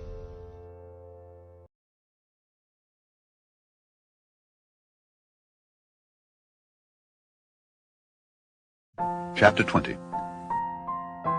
And Abraham journeyed from thence toward the south country, and dwelled between Kadesh and Shur, and sojourned in Gerar. And Abraham said of Sarah his wife, She is my sister. And Abimelech king of Gerar sent and took Sarah. But God came to Abimelech in a dream by night, and said to him, Behold, thou art but a dead man for the woman which thou hast taken, for she is a man's wife. But Abimelech had not come near her, and he said, Lord, wilt thou slay also a righteous nation? Said he not unto me, She is my sister? And she, even she herself, said, He is my brother. In the integrity of my heart and innocency of my hands have I done this. And God said unto him in a dream, Yea, I know that thou didst this in the integrity of thy heart, for I also withheld thee from sinning against me. Therefore suffered I thee not to touch her. Now therefore restore the man his wife, for he is a prophet, and he shall pray for thee, and thou shalt live. And if thou restore her not, know thou that thou shalt surely die, thou and all that are thine. Therefore Abimelech rose early in the morning, and called all his servants, and told all these things in their ears. And the men were sore afraid. Then Abimelech called Abraham, and said unto him, What hast thou done unto us? And what have I offended thee, that thou hast brought on me and on my kingdom a great sin? Thou hast done deeds unto me that ought not to be done. And Abimelech said unto Abraham, What sawest thou that thou hast done this thing? And Abraham said, Because I thought, surely the fear of God is not in this place, and they will slay me for my wife's sake. And yet indeed she is my sister. She is the daughter of my father, but not the daughter of my mother. And she became my wife. And it came to pass, when God caused me to wander from my father's house, that I said unto her, This is thy kindness which thou shalt show unto me. At every place whither we shall come, say of me, He is my brother. And Abimelech took sheep and oxen and men servants and women servants, and gave them unto Abraham, and restored him Sarah his wife. And Abimelech said, Behold, my land is before thee, dwell where it pleaseth thee. And unto Sarah he said, Behold, I have given thy brother 1,000 pieces of silver. Behold, he is to thee a covering of the eyes, unto all that are with thee, and with all other. Thus she was reproved. So Abraham prayed unto God, and God healed Abimelech, and his wife, and his maidservants, and they bare children. For the Lord had fast closed up all the wombs of the house of Abimelech because of Sarah, Abraham's wife.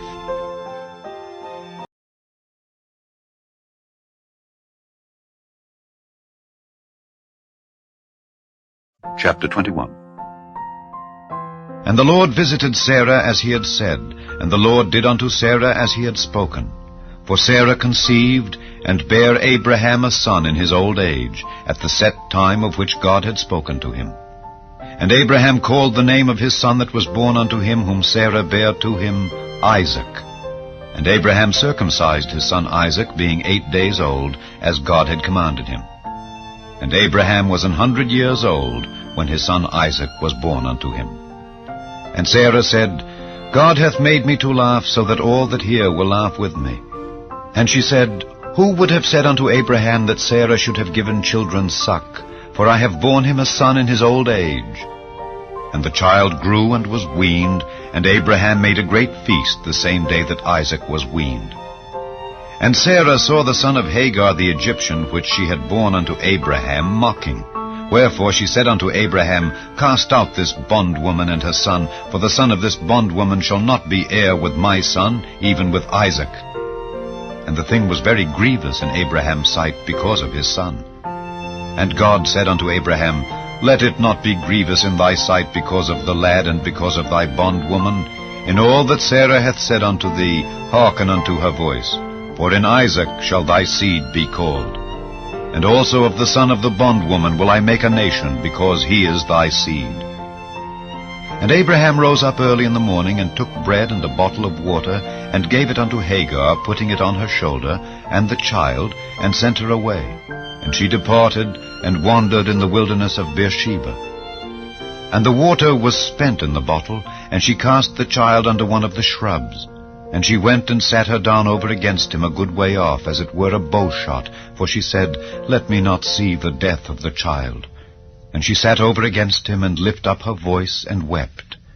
And God heard the voice of the lad, and the angel of God called to Hagar out of heaven, and said unto her, What aileth thee, Hagar?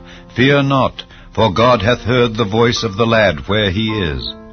Arise, lift up the lad, and hold him in thine hand, for I will make him a great nation. And God opened her eyes, and she saw a well of water, and she went and filled the bottle with water, and gave the lad drink. And God was with the lad, and he grew and dwelt in the wilderness, and became an archer. And he dwelt in the wilderness of Paran, and his mother took him a wife out of the land of Egypt. And it came to pass at that time that Abimelech and Phicol, the chief captain of his host, spake unto Abraham, saying, God is with thee in all that thou doest. Now therefore swear unto me here by God that thou wilt not deal falsely with me, nor with my son, nor with my son's son. But according to the kindness that I have done unto thee, thou shalt do unto me, and to the land wherein thou hast sojourned. And Abraham said, I will swear. And Abraham reproved Abimelech because of a well of water which Abimelech's servants had violently taken away. And Abimelech said, I wot not who hath done this thing. Neither didst thou tell me, neither yet heard I of it, but today. And Abraham took sheep and oxen, and gave them unto Abimelech, and both of them made a covenant. And Abraham set 7 ewe lambs of the flock by themselves. And Abimelech said unto Abraham, What mean these 7 ewe lambs which thou hast set by themselves? And he said, For these 7 ewe lambs shalt thou take of my hand, that they may be a witness unto me that I have digged this well. Wherefore he called that place Beersheba, because there they swear both of them. Thus they made a covenant at Beersheba. Then Abimelech rose up, and Phicol the chief captain of his host, and they returned into the land of the Philistines. And Abraham planted a grove in Beersheba, and called there on the name of the Lord, the everlasting God. And Abraham sojourned in the Philistines' land many days.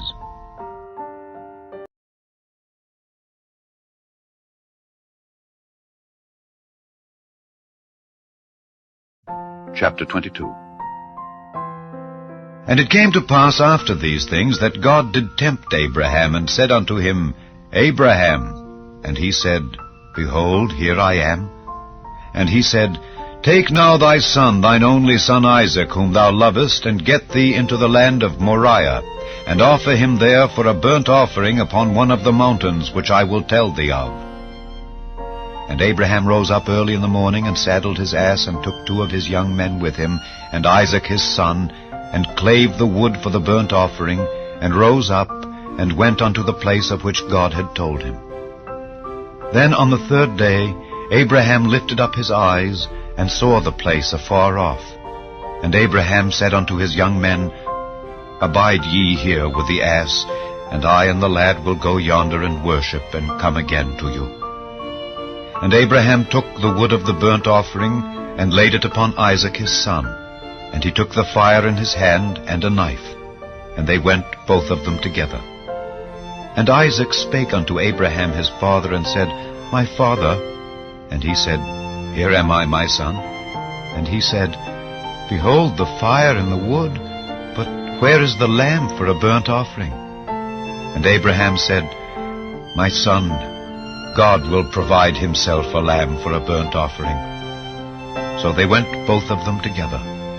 And they came to the place which God had told him of. And Abraham built an altar there, and laid the wood in order, and bound Isaac his son, and laid him on the altar upon the wood. And Abraham stretched forth his hand, and took the knife to slay his son. And the angel of the Lord called unto him out of heaven, and said, Abraham, Abraham. And he said, Here am I. And he said, Lay not thine hand upon the lad, neither do thou anything unto him, for now I know that thou fearest God, seeing thou hast not withheld thy son, thine only son, from me. And Abraham lifted up his eyes and looked, and behold, behind him a ram caught in a thicket by his horns. And Abraham went and took the ram, and offered him up for a burnt offering in the stead of his son. And Abraham called the name of that place Jehovah-Jireh, as it is said to this day, In the mount of the Lord it shall be seen. And the angel of the Lord called unto Abraham out of heaven the 2nd time, and said, By myself have I sworn, saith the Lord, for because thou hast done this thing, and hast not withheld thy son, thine only son, that in blessing I will bless thee, and in multiplying I will multiply thy seed as the stars of the heaven, and as the sand which is upon the seashore, and thy seed shall possess the gate of his enemies. And in thy seed shall all the nations of the earth be blessed, because thou hast obeyed my voice. So Abraham returned unto his young men, and they rose up and went together to Beersheba, and Abraham dwelt at Beersheba. And it came to pass after these things, that it was told Abraham, saying, Behold, Milcah, she hath also borne children unto thy brother Nahor, Huz his firstborn, and Buz his brother, and Kemuel the father of Aram, and Kesed, and Hazo, and Pildash, and Jidlaph, and Bethuel. And Bethuel begat Rebekah. These 8 Milcah did bear to Nahor, Abraham's brother. And his concubine, whose name was Reumah, she bare also Tebah, and Gaham, and Thahash, and Maacah.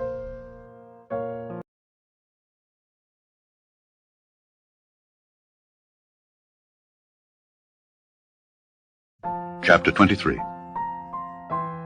And Sarah was 127 years old. These were the years of the life of Sarah. And Sarah died in Kirjath Arba, the same as Hebron in the land of Canaan. And Abraham came to mourn for Sarah, and to weep for her. And Abraham stood up from before his dead, and spake unto the sons of Heth, saying, I am a stranger and a sojourner with you.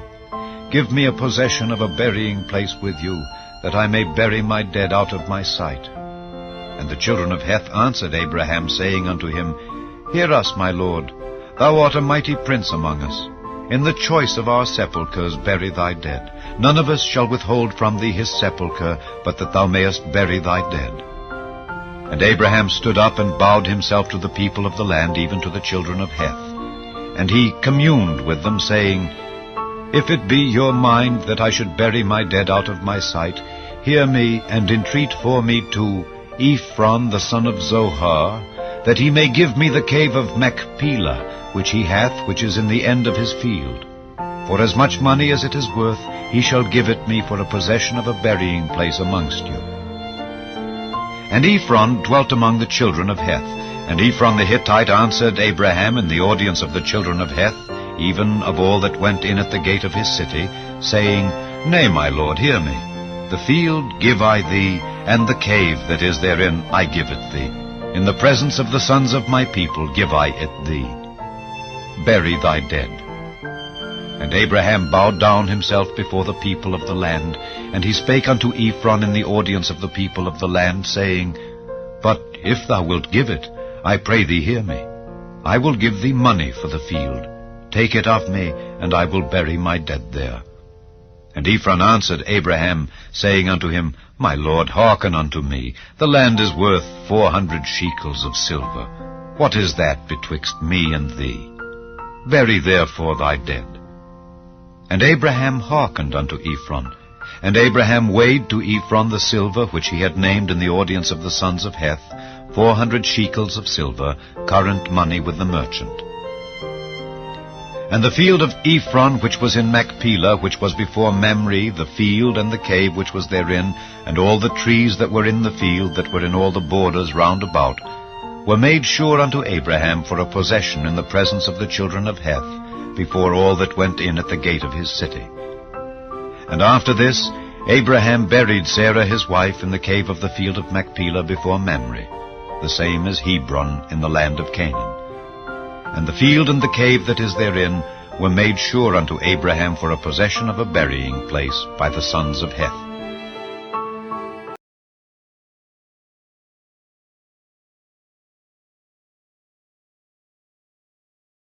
Chapter 24. And Abraham was old and well stricken in age, and the Lord had blessed Abraham in all things. And Abraham said unto his eldest servant of his house, that ruled over all that he had, Put, I pray thee, thy hand under my thigh, and I will make thee swear by the Lord, the God of heaven and the God of the earth, that thou shalt not take a wife unto my son of the daughters of the Canaanites among whom I dwell. But thou shalt go unto my country and to my kindred, and take a wife unto my son Isaac. And the servant said unto him, Peradventure the woman will not be willing to follow me unto this land. Must I needs bring thy son again unto the land from whence thou camest? And Abraham said unto him, Beware thou that thou bring not my son thither again. The Lord God of heaven, which took me from my father's house, and from the land of my kindred, and which spake unto me, and that sware unto me, saying, Unto thy seed will I give this land. He shall send his angel before thee, and thou shalt take a wife unto my son from thence. And if the woman will not be willing to follow thee, then thou shalt be clear from this my oath. Only bring not my son thither again. And the servant put his hand under the thigh of Abraham his master, and sware to him concerning that matter. And the servant took 10 camels of the camels of his master, and departed, for all the goods of his master were in his hand. And he arose, and went to Mesopotamia, unto the city of Nahor.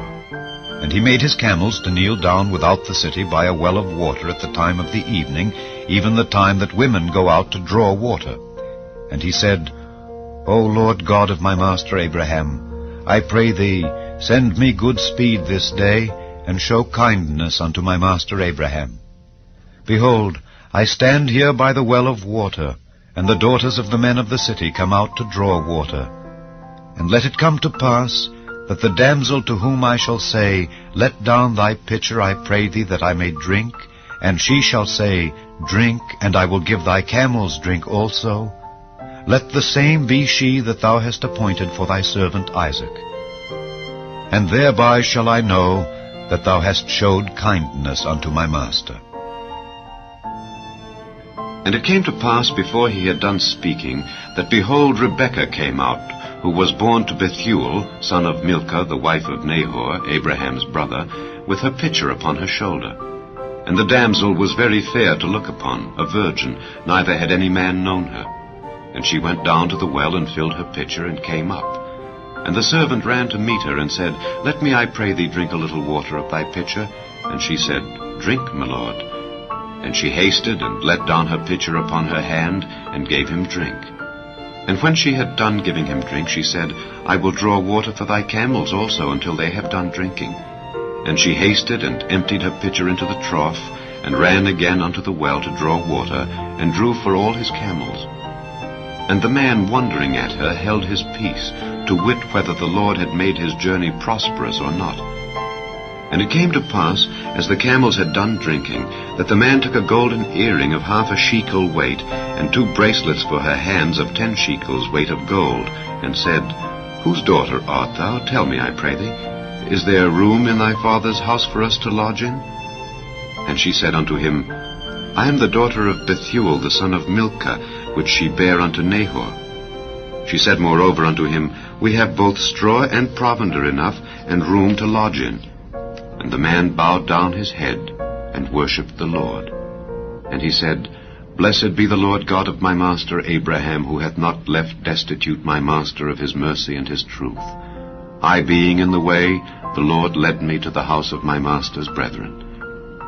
And the damsel ran, and told them of her mother's house these things. And Rebekah had a brother, and his name was Laban. And Laban ran out unto the man unto the well. And it came to pass, when he saw the earring and bracelets upon his sister's hands, and when he heard the words of Rebekah his sister, saying, Thus spake the man unto me, that he came unto the man, and behold, he stood by the camels at the well. And he said, Come in, thou blessed of the Lord. Wherefore standest thou without? For I have prepared the house and room for the camels. And the man came into the house, and he ungirded his camels, and gave straw and provender for the camels, and water to wash his feet, and the men's feet that were with him. And there was set meat before him to eat. But he said, I will not eat until I have told mine errand. And he said, Speak on. And he said, I am Abraham's servant, and the Lord hath blessed my master greatly, and he is become great. And he hath given him flocks and herds, and silver and gold, and men servants, and maid servants, and camels and asses. And Sarah, my master's wife, bare a son to my master when she was old, and unto him hath he given all that he hath. And my master made me swear, saying, Thou shalt not take a wife to my son of the daughters of the Canaanites, in whose land I dwell, but thou shalt go unto my father's house, and to my kindred, and take a wife unto my son. And I said unto my master, Peradventure the woman will not follow me. And he said unto me, The Lord, before whom I walk, will send his angel with thee, and prosper thy way. And thou shalt take a wife for my son of my kindred, and of my father's house. Then shalt thou be clear from this my oath, when thou comest to my kindred. And if they give not thee one, thou shalt be clear from my oath. And I came this day unto the well, and said, O Lord God of my master Abraham, if now thou do prosper my way which I go, behold, I stand by the well of water, and it shall come to pass, that when the virgin cometh forth to draw water, and I say to her, Give me, I pray thee, a little water of thy pitcher to drink, and she say to me, Both drink thou, and I will also draw for thy camels, let the same be the woman whom the Lord hath appointed out for my master's son. And before I had done speaking in mine heart, behold, Rebekah came forth with her pitcher on her shoulder, and she went down unto the well and drew water, and I said unto her, Let me drink, I pray thee. And she made haste and let down her pitcher from her shoulder, and said, Drink, and I will give thy camels drink also. So I drank, and she made the camels drink also. And I asked her and said, Whose daughter art thou? And she said, The daughter of Bethuel, Nahor's son, whom Milcah bare unto him. And I put the earring upon her face, and the bracelets upon her hands. And I bowed down my head, and worshipped the Lord, and blessed the Lord God of my master Abraham, which had led me in the right way to take my master's brother's daughter unto his son. And now, if ye will deal kindly and truly with my master, tell me. And if not, tell me, that I may turn to the right hand or to the left. Then Laban and Bethuel answered and said, The thing proceedeth from the Lord. We cannot speak unto thee bad or good. Behold, Rebekah is before thee. Take her and go, and let her be thy master's son's wife, as the Lord hath spoken. And it came to pass that when Abraham's servant heard their words, he worshipped the Lord, bowing himself to the earth. And the servant brought forth jewels of silver and jewels of gold and raiment, and gave them to Rebekah. He gave also to her brother and to her mother precious things. And they did eat and drink, he and the men that were with him, and tarried all night. And they rose up in the morning, and he said, Send me away unto my master. And her brother and her mother said, Let the damsel abide with us a few days, at least 10. After that she shall go. And he said unto them, Hinder me not, seeing the Lord hath prospered my way. Send me away, that I may go to my master. And they said, We will call the damsel, and inquire at her mouth. And they called Rebekah, and said unto her, Wilt thou go with this man? And she said, I will go. And they sent away Rebekah their sister, and her nurse, and Abraham's servant, and his men. And they blessed Rebekah, and said unto her, Thou art our sister, be thou the mother of thousands of millions, and let thy seed possess the gate of those which hate them. And Rebekah arose, and her damsels, and they rode upon the camels, and followed the man. And the servant took Rebekah, and went his way. And Isaac came from the way of the well Lahairoi, for he dwelt in the south country. And Isaac went out to meditate in the field at the eventide, and he lifted up his eyes and saw, and behold, the camels were coming. And Rebekah lifted up her eyes, and when she saw Isaac, she lighted off the camel.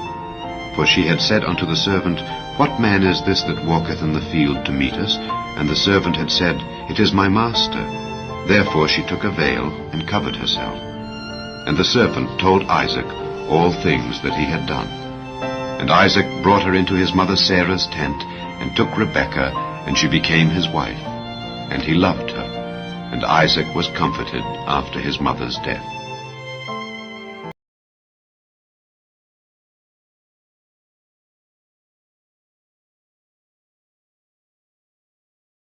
Chapter 25.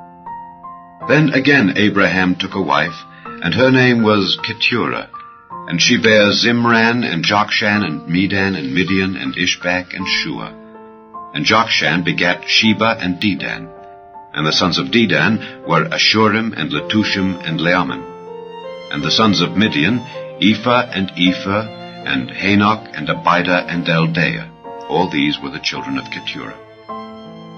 And Abraham gave all that he had unto Isaac. But unto the sons of the concubines which Abraham had, Abraham gave gifts, and sent them away from Isaac his son, while he yet lived, eastward unto the east country. And these are the days of the years of Abraham's life which he lived, 163 years. Then Abraham gave up the ghost, and died in a good old age, an old man and full of years, and was gathered to his people. And his sons Isaac and Ishmael buried him in the cave of Machpelah, in the field of Ephron the son of Zohar the Hittite, which is before Mamre, the field which Abraham purchased of the sons of Heth. There was Abraham buried, and Sarah his wife. And it came to pass after the death of Abraham, that God blessed his son Isaac, and Isaac dwelt by the well Lahairoi. Now these are the generations of Ishmael, Abraham's son, whom Hagar the Egyptian, Sarah's handmaid, bare unto Abraham. And these are the names of the sons of Ishmael by their names according to their generations.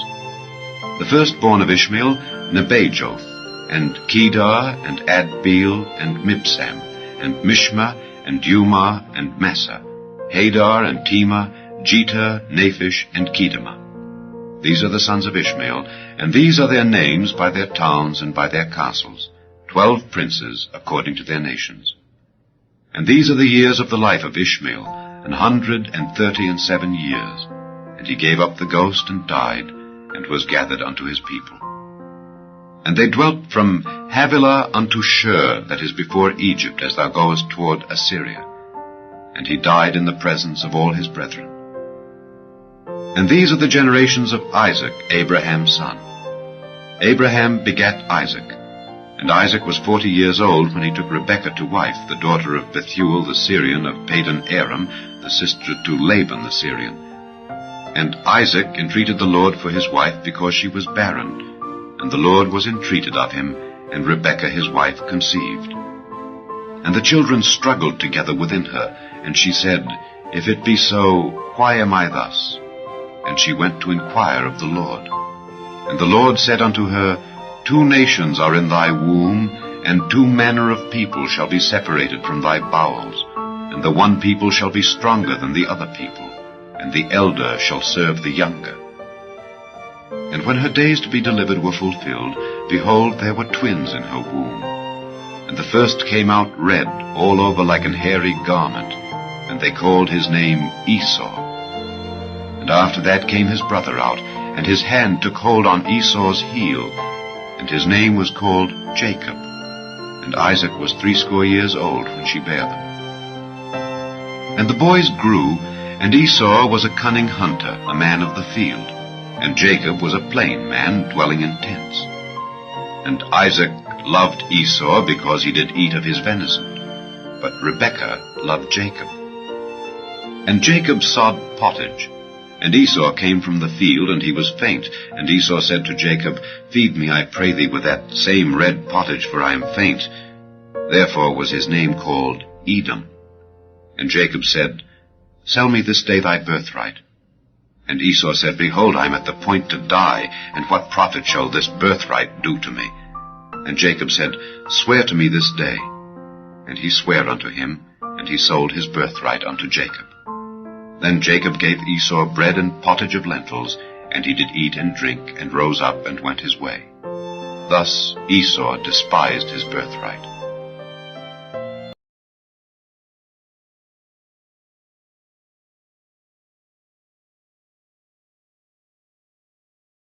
Chapter 26. And there was a famine in the land beside the first famine that was in the days of Abraham. And Isaac went unto Abimelech, king of the Philistines, unto Gerar.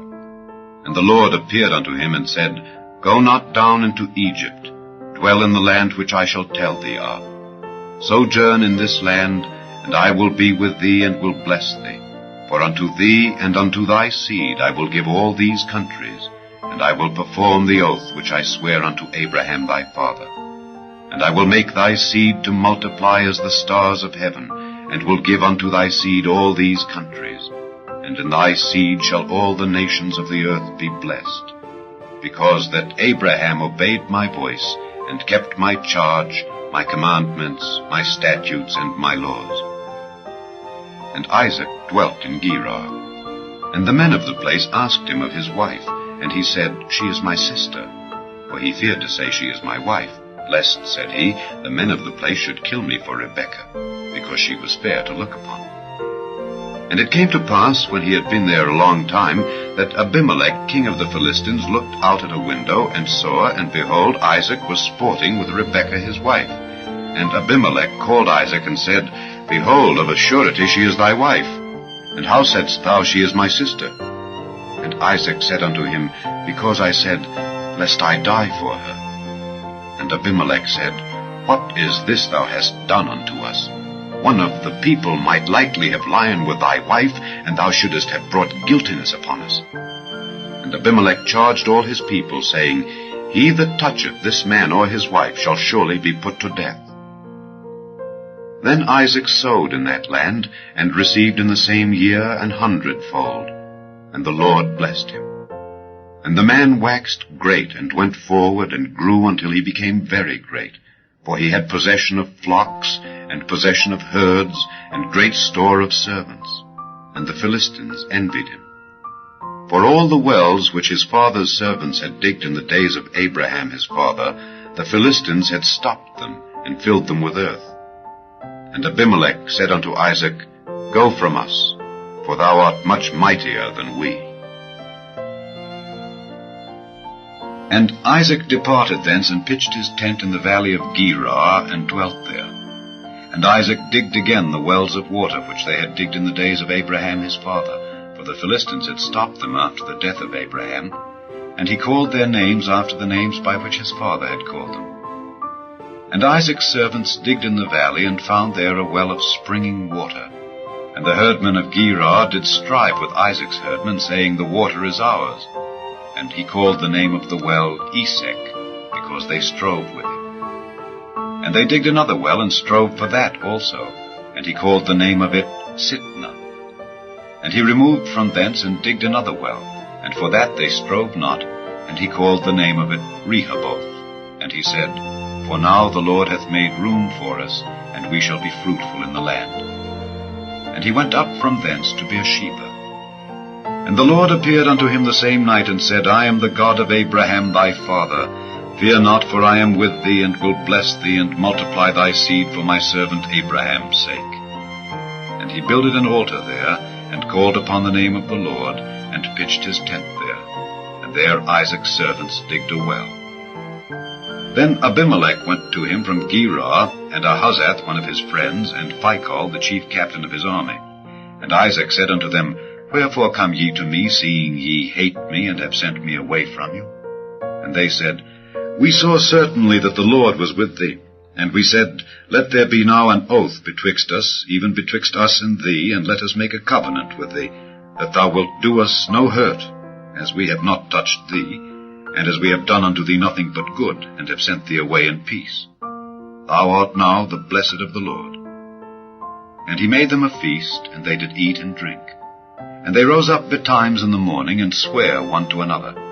And Isaac sent them away, and they departed from him in peace. And it came to pass the same day that Isaac's servants came, and told him concerning the well which they had digged, and said unto him, We have found water. And he called it Sheba. Therefore the name of the city is Beersheba unto this day. And Esau was 40 years old, when he took to wife Judith the daughter of Beeri the Hittite, and Bashemath the daughter of Elon the Hittite, which were a grief of mind unto Isaac and to Rebekah.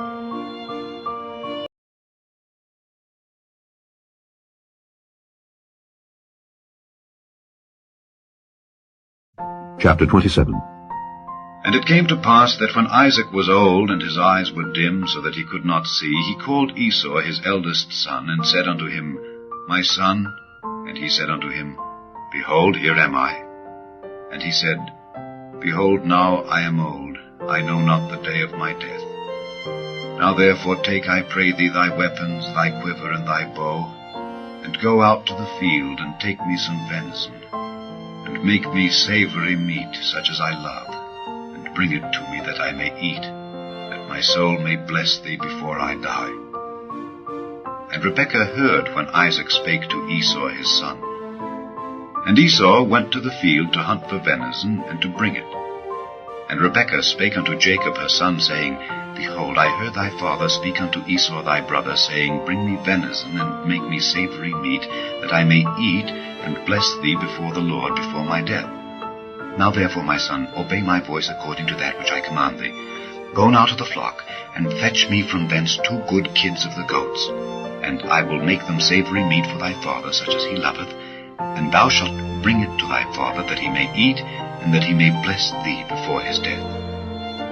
And Jacob said to Rebekah his mother, Behold, Esau my brother is a hairy man, and I am a smooth man. My father peradventure will feel me, and I shall seem to him as a deceiver, and I shall bring a curse upon me, and not a blessing. And his mother said unto him, Upon me be thy curse, my son. Only obey my voice, and go fetch me them. And he went and fetched, and brought them to his mother. And his mother made savory meat, such as his father loved. And Rebekah took goodly raiment of her eldest son Esau, which were with her in the house, and put them upon Jacob her younger son. And she put the skins of the kids of the goats upon his hands, and upon the smooth of his neck. And she gave the savory meat and the bread which she had prepared into the hand of her son Jacob. And he came unto his father, and said, My father? And he said, Here am I. Who art thou, my son? And Jacob said unto his father, I am Esau thy firstborn. I have done according as thou badest me. Arise, I pray thee, sit and eat of my venison, that thy soul may bless me. And Isaac said unto his son, How is it that thou hast found it so quickly, my son? And he said, Because the Lord thy God brought it to me. And Isaac said unto Jacob, Come near, I pray thee, that I may feel thee, my son, whether thou be my very son Esau or not. And Jacob went near unto Isaac his father, and he felt him, and said, The voice is Jacob's voice, but the hands are the hands of Esau. And he discerned him not, because his hands were hairy, as his brother Esau's hands. So he blessed him. And he said, Art thou my very son Esau? And he said, I am. And he said, Bring it near to me, and I will eat of my son's venison, that my soul may bless thee. And he brought it near to him, and he did eat. And he brought him wine, and he drank. And his father Isaac said unto him, Come near now, and kiss me, my son. And he came near and kissed him. And he smelled the smell of his raiment, and blessed him, and said, See, the smell of my son is as the smell of a field which the Lord hath blessed. Therefore God give thee of the dew of heaven, and the fatness of the earth, and plenty of corn and wine. Let people serve thee, and nations bow down to thee. Be Lord over thy brethren, and let thy mother's sons bow down to thee. Cursed be every one that curseth thee, and blessed be he that blesseth thee. And it came to pass, as soon as Isaac had made an end of blessing Jacob, and Jacob was yet scarce gone out from the presence of Isaac his father, that Esau his brother came in from his hunting. And he also had made savory meat, and brought it unto his father, and said unto his father, Let my father arise, and eat of his son's venison, that thy soul may bless me. And Isaac his father said unto him, Who art thou? And he said, I am thy son, thy firstborn Esau. And Isaac trembled very exceedingly, and said, Who? Where is he that hath taken venison, and brought it me? And I have eaten of all before thou camest, and have blessed him. Yea, and he shall be blessed. And when Esau heard the words of his father, he cried with a great and exceeding bitter cry, and said unto his father, Bless me, even me also, O my father. And he said, Thy brother came with subtlety, and hath taken away thy blessing. And he said, Is not he rightly named Jacob? For he hath supplanted me these 2 times. He took away my birthright, and behold, now he hath taken away my blessing. And he said, Hast thou not reserved a blessing for me? And Isaac answered and said unto Esau, Behold, I have made him thy lord, and all his brethren have I given to him for servants. And with corn and wine have I sustained him. And what shall I do now unto thee, my son? And Esau said unto his father, Hast thou but one blessing, my father? Bless me, even me also, O my father. And Esau lifted up his voice and wept.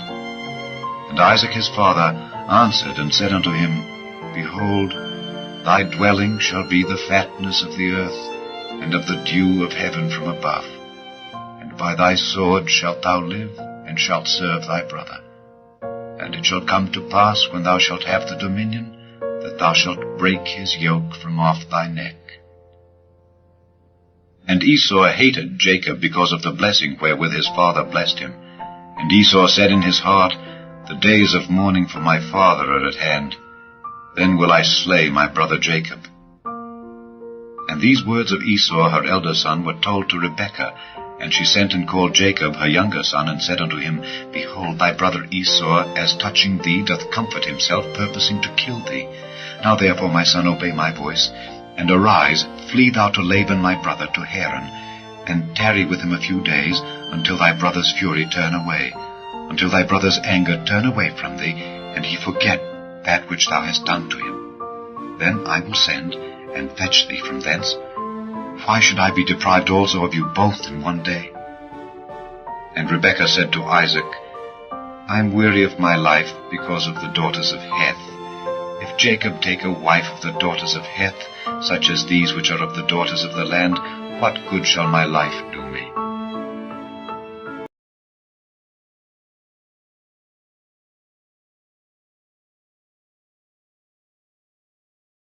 Chapter 28. And Isaac called Jacob, and blessed him, and charged him, and said unto him, Thou shalt not take a wife of the daughters of Canaan. Arise, go to Padan Aram, to the house of Bethuel thy mother's father, and take thee a wife from thence of the daughters of Laban thy mother's brother. And And God Almighty bless thee, and make thee fruitful, and multiply thee, that thou mayest be a multitude of people. And give thee the blessing of Abraham, to thee and to thy seed with thee, that thou mayest inherit the land wherein thou art a stranger, which God gave unto Abraham. And Isaac sent away Jacob, and he went to Padan Aram unto Laban, son of Bethuel the Syrian, the brother of Rebekah, Jacob's and Esau's mother. When Esau saw that Isaac had blessed Jacob, and sent him away to Padan Aram to take him a wife from thence, and that as he blessed him he gave him a charge, saying, Thou shalt not take a wife of the daughters of Canaan, and that Jacob obeyed his father and his mother, and was gone to Padan Aram. And Esau, seeing that the daughters of Canaan pleased not Isaac his father, then went Esau unto Ishmael, and took unto the wives which he had Mahalath, the daughter of Ishmael, Abraham's son, the sister of Nebajoth, to be his wife. And Jacob went out from Beersheba, and went toward Haran. And he lighted upon a certain place, and tarried there all night, because the sun was set. And he took up the stones of that place, and put them for his pillows, and laid down in that place to sleep. And he dreamed, and behold, a ladder set up on the earth, and the top of it reached to heaven. And behold, the angels of God ascending and descending on it. And behold, the Lord stood above it, and said, I am the Lord God of Abraham thy father, and the God of Isaac. The land whereon thou liest, to thee will I give it, and to thy seed. And thy seed shall be as the dust of the earth, and thou shalt spread abroad to the west, and to the east, and to the north, and to the south.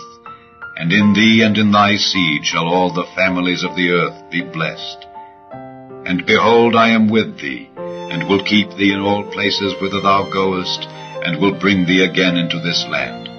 For I will not leave thee until I have done that which I have spoken to thee of. And Jacob awaked out of his sleep, and he said, Surely the Lord is in this place, and I knew it not. And he was afraid, and said, How dreadful is this place! This is none other but the house of God, and this is the gate of heaven.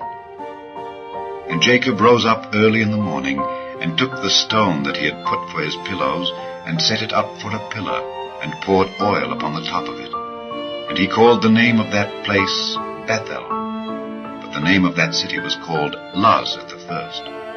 And Jacob vowed a vow, saying, If God will be with me, and will keep me in this way that I go, and will give me bread to eat, and raiment to put on, so that I come again to my father's house in peace, then shall the Lord be my God, and this stone which I have set for a pillar shall be God's house. And of all that thou shalt give me, I will surely give the 10th unto thee.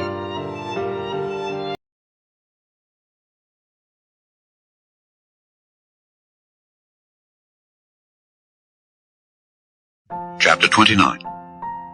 Then Jacob went on his journey, and came into the land of the people of the east.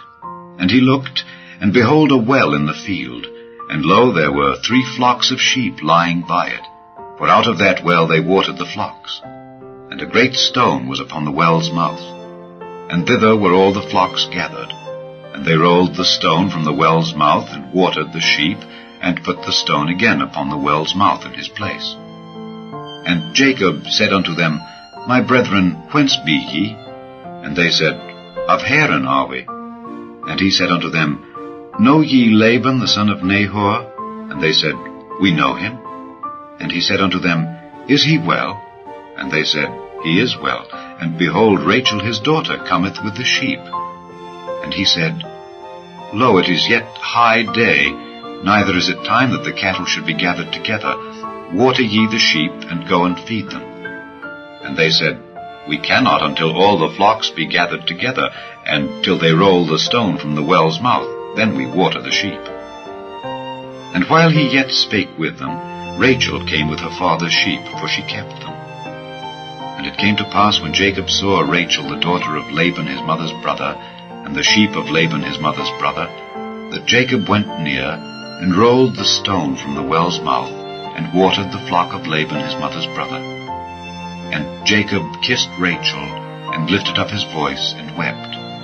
And Jacob told Rachel that he was her father's brother, and that he was Rebekah's son. And she ran and told her father. And it came to pass, when Laban heard the tidings of Jacob his sister's son, that he ran to meet him, and embraced him, and kissed him, and brought him to his house. And he told Laban all these things. And Laban said to him, Surely thou art my bone and my flesh. And he abode with him the space of a month. And Laban said unto Jacob, Because thou art my brother, shouldest thou therefore serve me for naught? Tell me, what shall thy wages be? And Laban had 2 daughters. The name of the elder was Leah, and the name of the younger was Rachel. Leah was tender-eyed, but Rachel was beautiful and well-favored. And Jacob loved Rachel, and said, I will serve thee 7 years for Rachel thy younger daughter. And Laban said, It is better that I give her to thee than that I should give her to another man. Abide with me. And Jacob served 7 years for Rachel. They seemed unto him but a few days, for the love he had to her. And Jacob said unto Laban, Give me my wife, for my days are fulfilled, that I may go in unto her. And Laban gathered together all the men of the place, and made a feast. And it came to pass in the evening, that he took Leah his daughter, and brought her to him, and he went in unto her. And Laban gave unto his daughter Leah Zilpah his maid for an handmaid. And it came to pass that in the morning, behold, it was Leah. And he said to Laban, What is this thou hast done unto me? Did not I serve with thee for Rachel?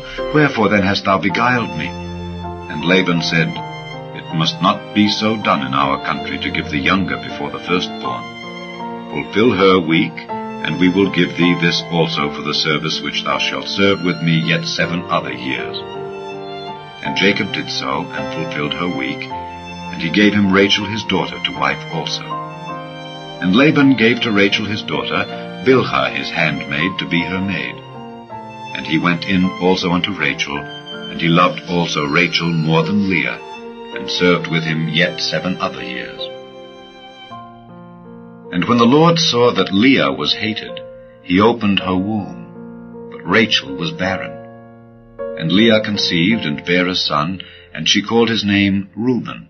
For she said, Surely the Lord hath looked upon my affliction. Now therefore my husband will love me. And she conceived again, and bare a son, and said, Because the Lord hath heard that I was hated, he hath therefore given me this son also. And she called his name Simeon. And she conceived again, and bare a son, and said, Now this time will my husband be joined unto me, because I have borne him 3 sons. Therefore was his name called Levi. And she conceived again, and bare a son, and she said, Now will I praise the Lord. Therefore she called his name Judah, and left bearing.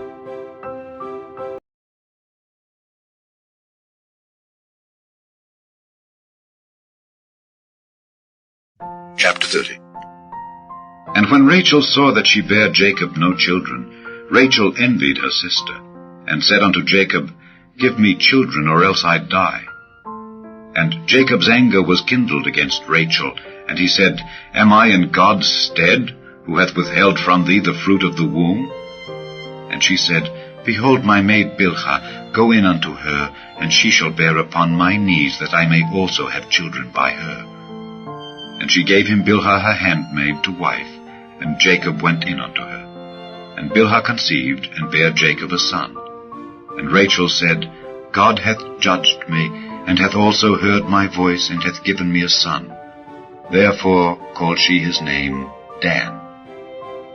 And Bilhah Rachel's maid conceived again, and bare Jacob a second son. And Rachel said, With great wrestlings have I wrestled with my sister, and I have prevailed. And she called his name Naphtali. When Leah saw that she had left bearing, she took Zilpah her maid, and gave her Jacob to wife. And Zilpah, Leah's maid, bare Jacob a son. And Leah said, A troop cometh. And she called his name Gad. And Zilpah, Leah's maid, bare Jacob a second son. And Leah said, Happy am I, for the daughters will call me blessed. And she called his name Asher. And Reuben went in the days of wheat harvest, and found mandrakes in the field, and brought them unto his mother Leah. Then Rachel said to Leah, Give me, I pray thee, of thy son's mandrakes. And she said unto her, Is it a small matter that thou hast taken my husband? And wouldest thou take away my son's mandrakes also? And Rachel said, Therefore he shall lie with thee tonight for thy son's mandrakes. And Jacob came out of the field in the evening, and Leah went out to meet him, and said, Thou must come in unto me, for surely I have hired thee with my son's mandrakes. And he lay with her that night. And God hearkened unto Leah, and she conceived and bare Jacob the 5th son. And Leah said, God hath given me my hire, because I have given my maiden to my husband. And she called his name Issachar. And Leah conceived again, and bare Jacob the 6th son. And Leah said, God hath endued me with a good dowry. Now will my husband dwell with me, because I have borne him 6 sons. And she called his name Zebulun. And afterward she bare a daughter, and called her name Dinah. And God remembered Rachel, and God hearkened to her, and opened her womb. And she conceived and bare a son, and said, God hath taken away my reproach. And she called his name Joseph, and said, The Lord shall add to me another son. And it came to pass, when Rachel had borne Joseph, that Jacob said unto Laban, Send me away, that I may go unto mine own place and to my country. Give me my wives and my children, for whom I have served thee, and let me go, for thou knowest my service which I have done thee. And Laban said unto him, I pray thee, if I have found favor in thine eyes, tarry, for I have learned by experience that the Lord hath blessed me for thy sake. And he said, Appoint me thy wages, and I will give it. And he said unto him, Thou knowest how I have served thee, and how thy cattle was with me. For it was little which thou hadst before I came, and it is now increased unto a multitude. And the Lord hath blessed thee since my coming, and now when shall I provide for mine own house also? And he said, What shall I give thee? And Jacob said, Thou shalt not give me anything. If thou wilt do this thing for me, I will again feed and keep thy flock. I will pass through all thy flock today, removing from thence all the speckled and spotted cattle, and all the brown cattle among the sheep, and the spotted and speckled among the goats, and of such shall be my hire. So shall my righteousness answer for me in time to come, when it shall come for my hire before thy face. Every one that is not speckled and spotted among the goats, and brown among the sheep, that shall be counted stolen with me. And Laban said, Behold, I would it might be according to thy word. And he removed that day the he-goats that were ring-straked and spotted, and all the she-goats that were speckled and spotted, and every one that had some white in it, and all the brown among the sheep, and gave them into the hand of his sons. And he set 3 days' journey betwixt himself and Jacob fed the rest of Laban's flocks.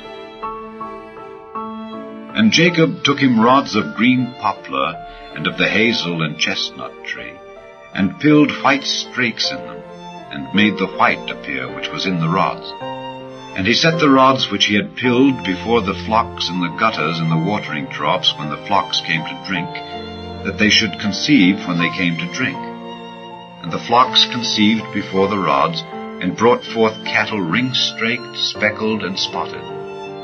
And Jacob did separate the lambs, and set the faces of the flocks toward the ring-straked, and all the brown in the flock of Laban. And he put his own flocks by themselves, and put them not unto Laban's cattle. And it came to pass, whensoever the stronger cattle did conceive, that Jacob laid the rods before the eyes of the cattle in the gutters, that they might conceive among the rods. But when the cattle were feeble, he put them not in, so the feebler were Laban's, and the stronger Jacob's. And the man increased exceedingly, and had much cattle, and maidservants, and menservants, and camels, and asses.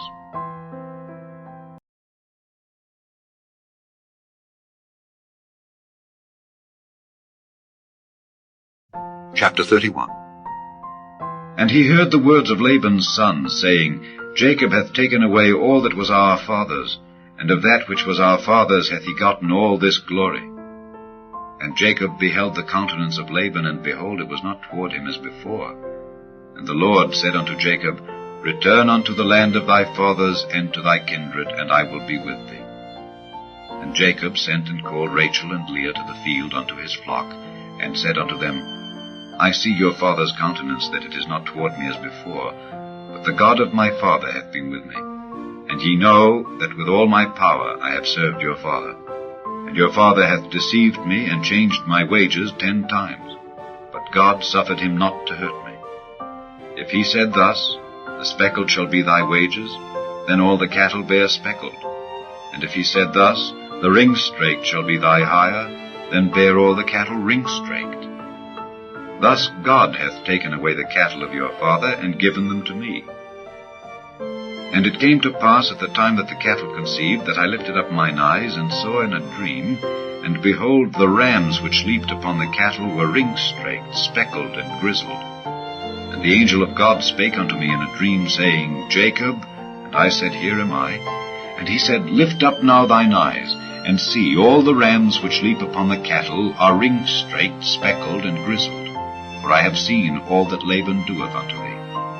I am the God of Bethel, where thou anointedst the pillar, and where thou vowedst a vow unto me. Now arise, get thee out from this land, and return unto the land of thy kindred. And Rachel and Leah answered and said unto him, Is there yet any portion or inheritance for us in our father's house?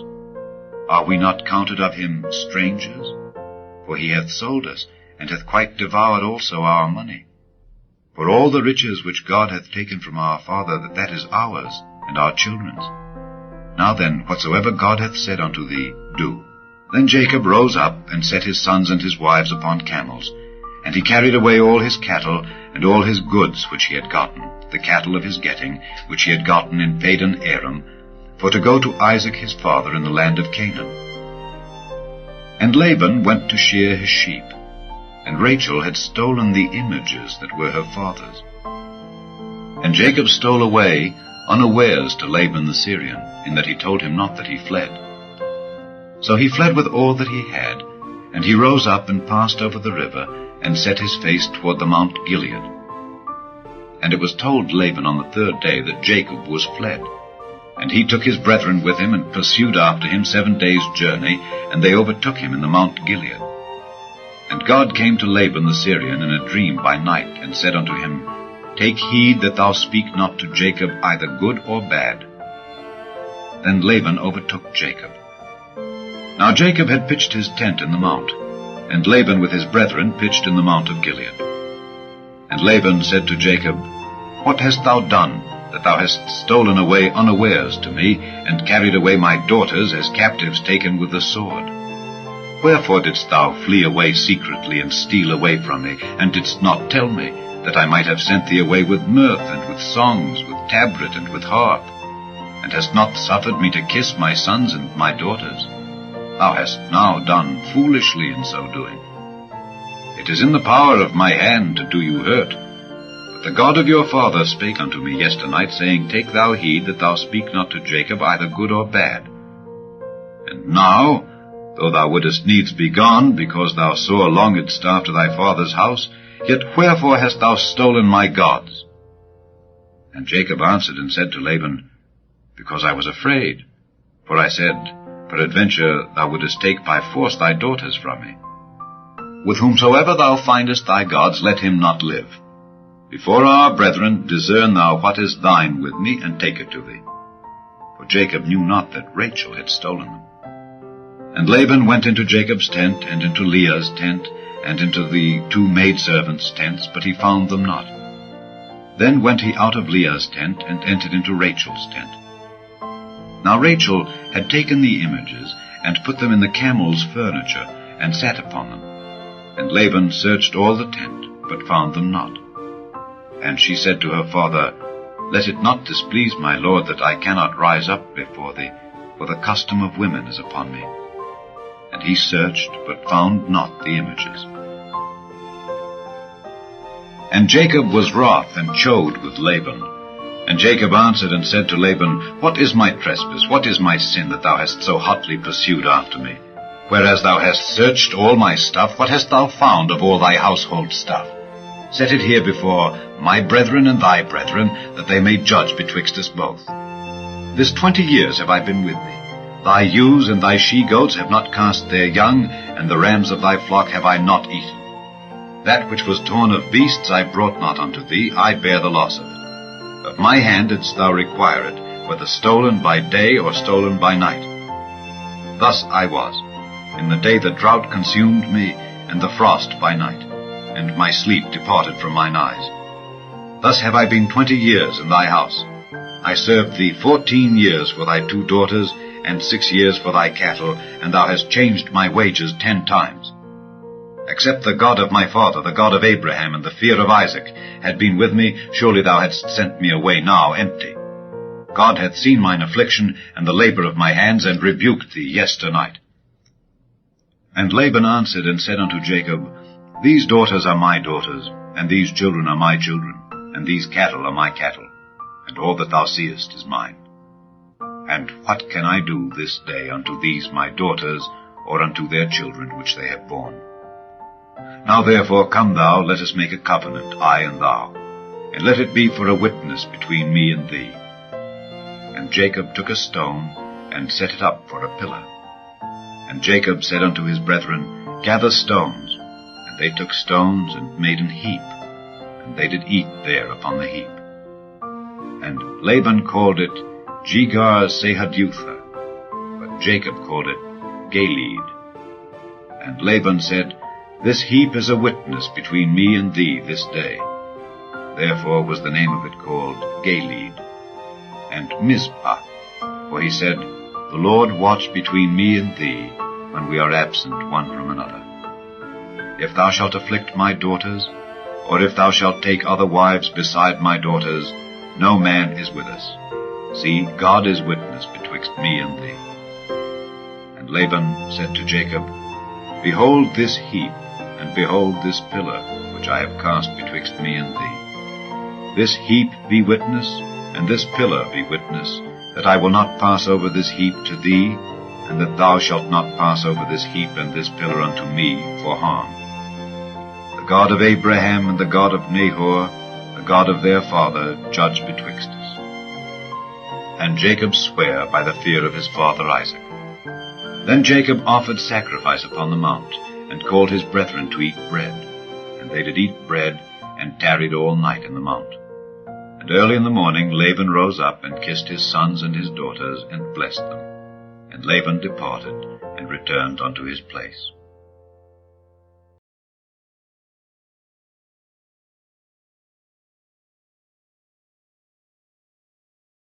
Chapter 32. And Jacob went on his way, and the angels of God met him. And when Jacob saw them, he said, This is God's host. And he called the name of that place Mahanaim. And Jacob sent messengers before him to Esau his brother unto the land of Seir, the country of Edom.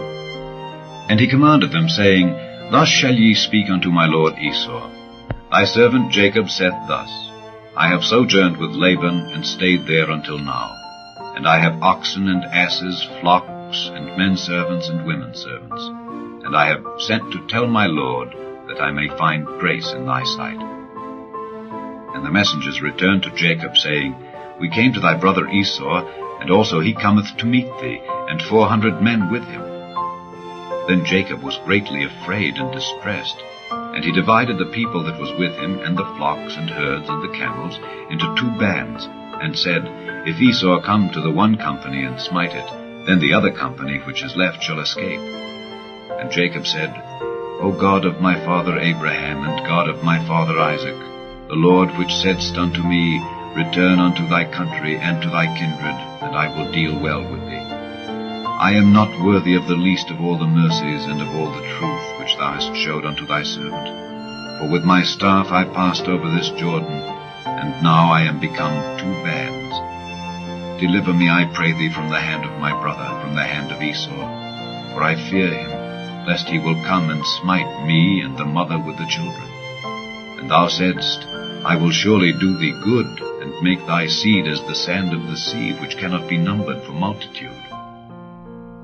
And he lodged there that same night, and took of that which came to his hand a present for Esau his brother, 200 she-goats and 20 he-goats, 200 ewes and 20 rams, 30 milch camels with their colts, 40 kine and 10 bulls, 20 she-asses and 10 foals.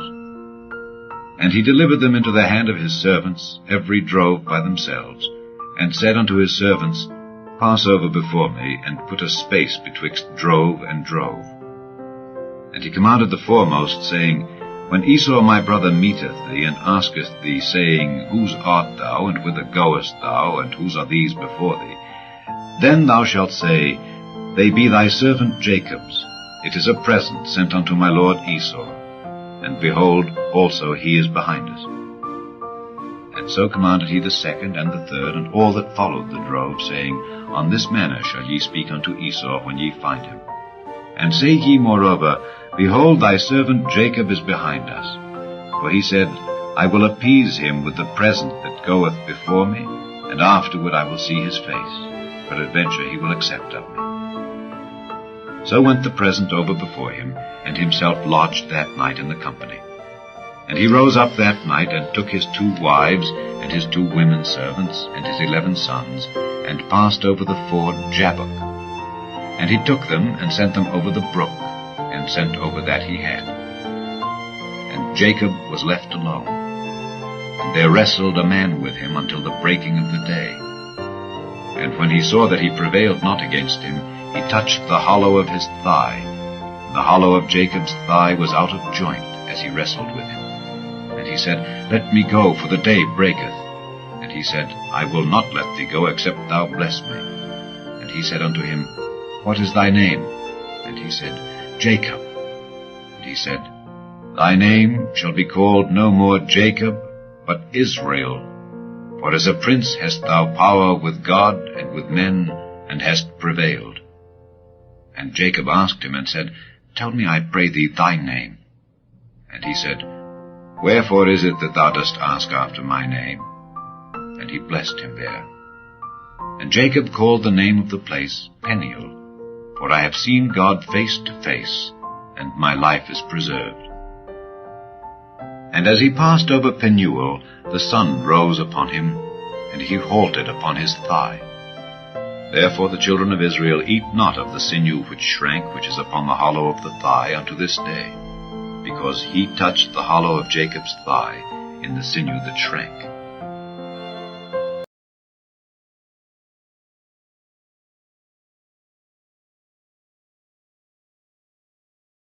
Chapter 33. And Jacob lifted up his eyes and looked, and behold, Esau came, and with him 400 men.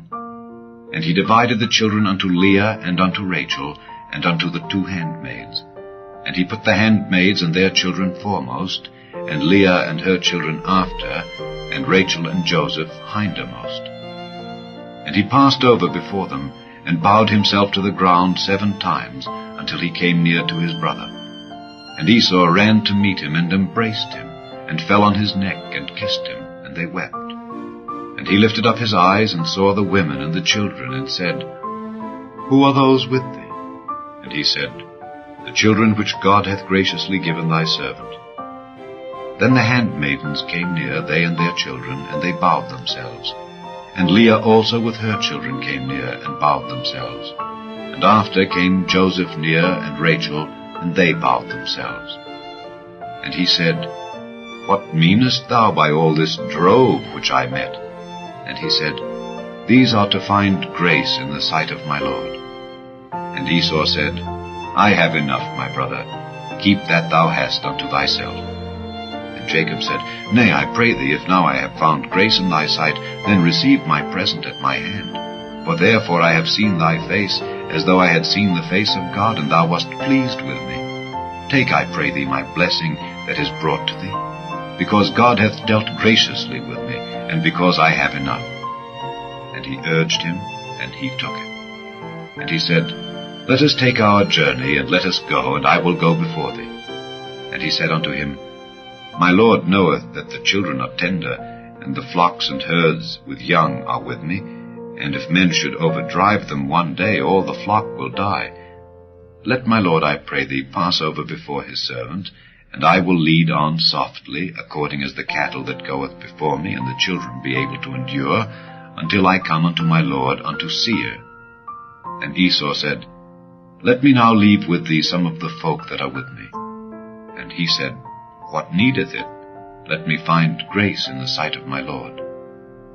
So Esau returned that day on his way unto Seir. And Jacob journeyed to Succoth, and built him an house, and made booths for his cattle. Therefore the name of the place is called Succoth. And Jacob came to Shalem, the city of Shechem, which is in the land of Canaan, when he came from Padan Aram, and pitched his tent before the city. And he bought a parcel of a field, where he had spread his tent, at the hand of the children of Hamor, Shechem's father, for 100 pieces of money. And he erected there an altar, and called it El Elohe Israel.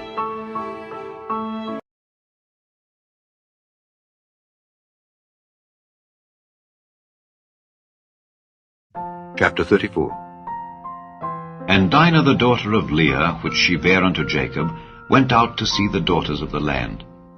And when Shechem the son of Hamor the Hivite, prince of the country, saw her, he took her, and lay with her, and defiled her. And his soul clave unto Dinah the daughter of Jacob, and he loved the damsel, and spake kindly unto the damsel. And Shechem spake unto his father Hamor, saying, Get me this damsel to wife. And Jacob heard that he had defiled Dinah his daughter. Now his sons were with his cattle in the field. And Jacob held his peace until they were come. And Hamor the father of Shechem went out unto Jacob to commune with him. And the sons of Jacob came out of the field when they heard it, and the men were grieved, and they were very wroth, because he had wrought folly in Israel in lying with Jacob's daughter, which thing ought not to be done. And Hamor communed with them, saying, The soul of my son Shechem longeth for your daughter. I pray you give her him to wife. And make ye marriages with us, and give your daughters unto us, and take our daughters unto you.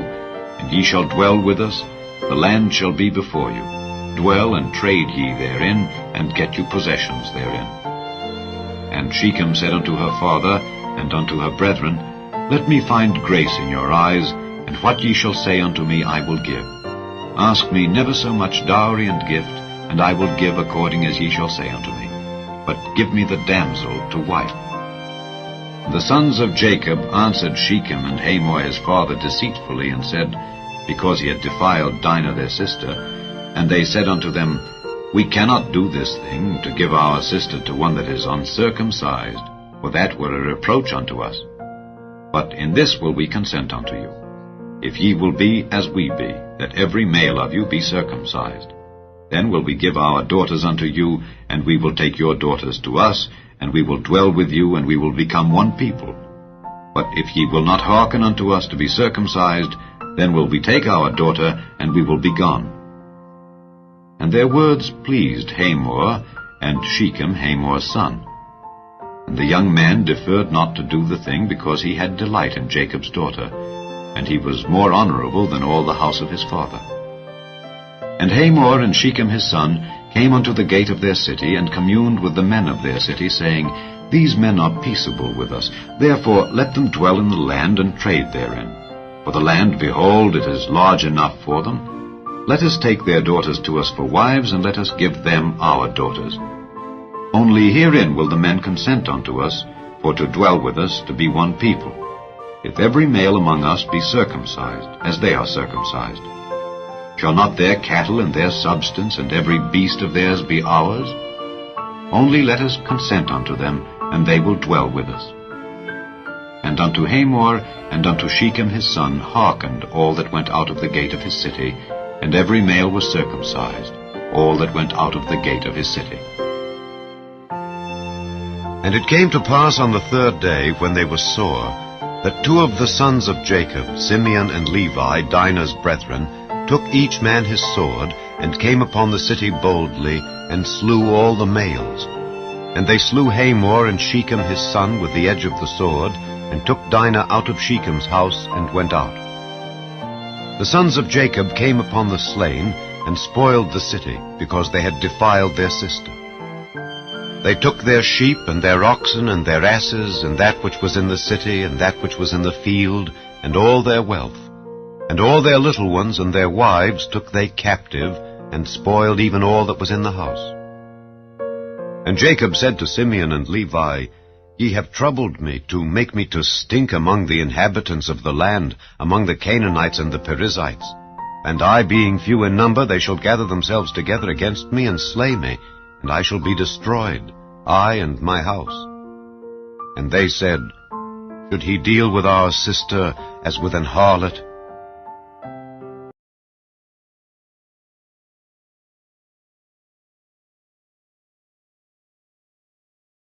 Chapter 35.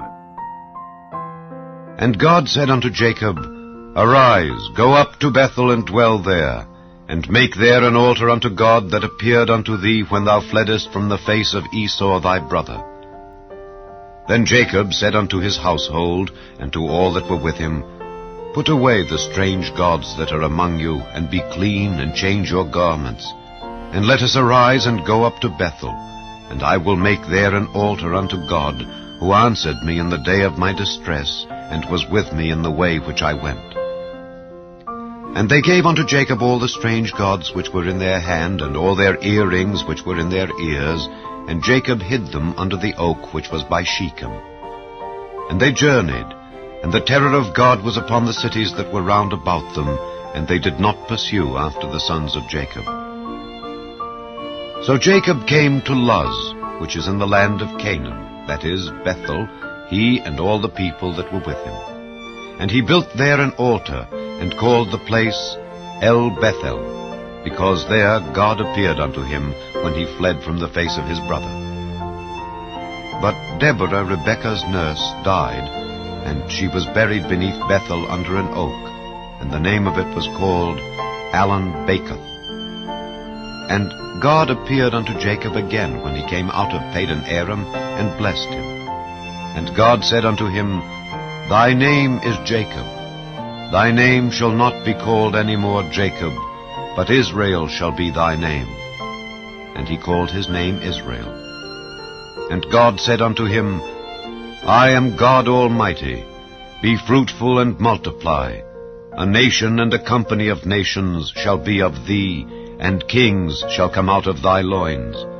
And the land which I gave Abraham and Isaac, to thee I will give it, and to thy seed after thee will I give the land. And God went up from him in the place where he talked with him. And Jacob set up a pillar in the place where he talked with him, even a pillar of stone. And he poured a drink offering thereon, and he poured oil thereon. And Jacob called the name of the place where God spake with him, Bethel. And they journeyed from Bethel, and there was but a little way to come to Ephrath. And Rachel travailed, and she had hard labor. And it came to pass, when she was in hard labor, that the midwife said unto her, Fear not, thou shalt have this son also. And it came to pass, as her soul was in departing, for she died, that she called his name Benoni, but his father called him Benjamin. And Rachel died, and was buried in the way to Ephrath, which is Bethlehem. And Jacob set a pillar upon her grave, that is the pillar of Rachel's grave unto this day. And Israel journeyed, and spread his tent beyond the tower of Edar. And it came to pass, when Israel dwelt in that land, that Reuben went and lay with Bilhah his father's concubine, and Israel heard it. Now the sons of Jacob were 12. The sons of Leah, Reuben, Jacob's firstborn, and Simeon, and Levi, and Judah, and Issachar, and Zebulun. The sons of Rachel, Joseph, and Benjamin. And the sons of Bilhah, Rachel's handmaid, Dan and Naphtali. And the sons of Zilpah, Leah's handmaid, Gad and Asher. These are the sons of Jacob, which were born to him in Padan Aram. And Jacob came unto Isaac his father unto Mamre, unto the city of Arba, which is Hebron, where Abraham and Isaac sojourned, and the days of Isaac were 180 years. And Isaac gave up the ghost, and died, and was gathered unto his people, being old and full of days. And his sons Esau and Jacob buried him.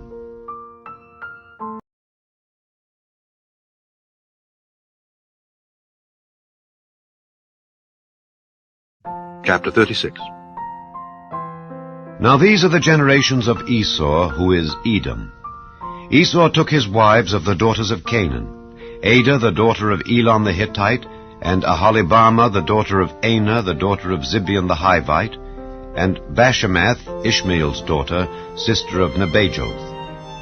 And Adah bare to Esau Eliphaz, and Bashemath bare Reuel, and Aholibamah bare Jeush, and Jaalam, and Korah.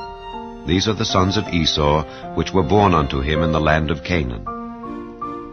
And Esau took his wives, and his sons, and his daughters, and all the persons of his house, and his cattle, and all his beasts, and all his substance, which he had got in the land of Canaan, and went into the country from the face of his brother Jacob. For their riches were more than that they might dwell together, and the land wherein they were strangers could not bear them because of their cattle. Thus dwelt Esau in Mount Seir. Esau is Edom. And these are the generations of Esau, the father of the Edomites in Mount Seir. These are the names of Esau's sons: Eliphaz the son of Adah, the wife of Esau; Reuel the son of Bashemath, the wife of Esau. And the sons of Eliphaz were Teman, Omar, Zepho, and Gatam, and Kenaz. And Timnah was concubine to Eliphaz, Esau's son, and she bare to Eliphaz Amalek. These were the sons of Adah, Esau's wife. And these are the sons of Reuel: Nahath, and Zerah, Shammah, and Mizah. These were the sons of Bashemath, Esau's wife. And these were the sons of Aholibamah, the daughter of Anah, the daughter of Zibeon, Esau's wife. And she bare to Esau Jeush, and Jaalam, and Korah.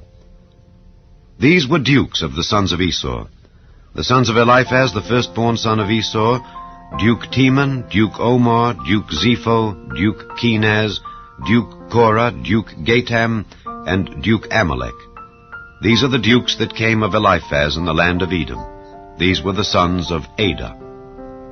And these are the sons of Reuel, Esau's son: Duke Nahath, Duke Zerah, Duke Shammah, Duke Mizah. These are the dukes that came of Reuel in the land of Edom. These are the sons of Bashemath, Esau's wife. And these are the sons of Aholibamah, Esau's wife: Duke Jeush, Duke Jaalam, Duke Korah. These were the dukes that came of Aholibamah, the daughter of Anah, Esau's wife. These are the sons of Esau, who is Edom, and these are their dukes. These are the sons of Seir the Horite, who inhabited the land: Lotan, and Shobal, and Zibeon, and Anah, and Dishon, and Ezer, and Dishan. These are the dukes of the Horites, the children of Seir, in the land of Edom. And the children of Lotan were Hori and Hemam, and Lotan's sister was Timnah. And the children of Shobal were these: Alvan, and Manahath, and Ebal, Shepho, and Onam. And these are the children of Zibeon, both Ajah and Anah. This was that Anah that found the mules in the wilderness as he fed the asses of Zibeon his father. And the children of Anah were these: Dishon, and Aholibamah, the daughter of Anah. And these are the children of Dishon: Hemdan, and Eshban, and Ithran, and Kiran. The children of Ezer are these: Bilhan, and Zaavan, and Achan. The children of Dishan are these: Uz, and Aaron. These are the dukes that came of the Horites: Duke Lotan, Duke Shobal, Duke Zibeon, Duke Anah, Duke Dishon, Duke Ezer, Duke Dishan. These are the dukes that came of Hori among their dukes in the land of Seir. And these are the kings that reigned in the land of Edom before there reigned any king over the children of Israel. And Bela the son of Beor reigned in Edom, and the name of his city was Dinhabah. And Bela died, and Jobab the son of Zerah of Bozrah reigned in his stead. And Jobab died, and Husham of the land of Temani reigned in his stead. And Husham died, and Hadad the son of Bedad, who smote Midian in the field of Moab, reigned in his stead. And the name of his city was Avith. And Hadad died, and Samlah of Masrekah reigned in his stead. And Samlah died, and Saul of Rehoboth by the river reigned in his stead. And Saul died, and Baal-Hanan the son of Achbor reigned in his stead. And Baal-Hanan the son of Achbor died, and Hadar reigned in his stead. And the name of his city was Payu. And his wife's name was Mehetabel, the daughter of Matred, the daughter of Mezahab. And these are the names of the dukes that came of Esau according to their families after their places by their names: Duke Timnah, Duke Alva, Duke Jetheth, Duke Aholibama, Duke Elah, Duke Pinon, Duke Kenaz, Duke Teman, Duke Mibzar, Duke Magdiel, Duke Iram. These be the dukes of Edom, according to their habitations in the land of their possession. He is Esau, the father of the Edomites.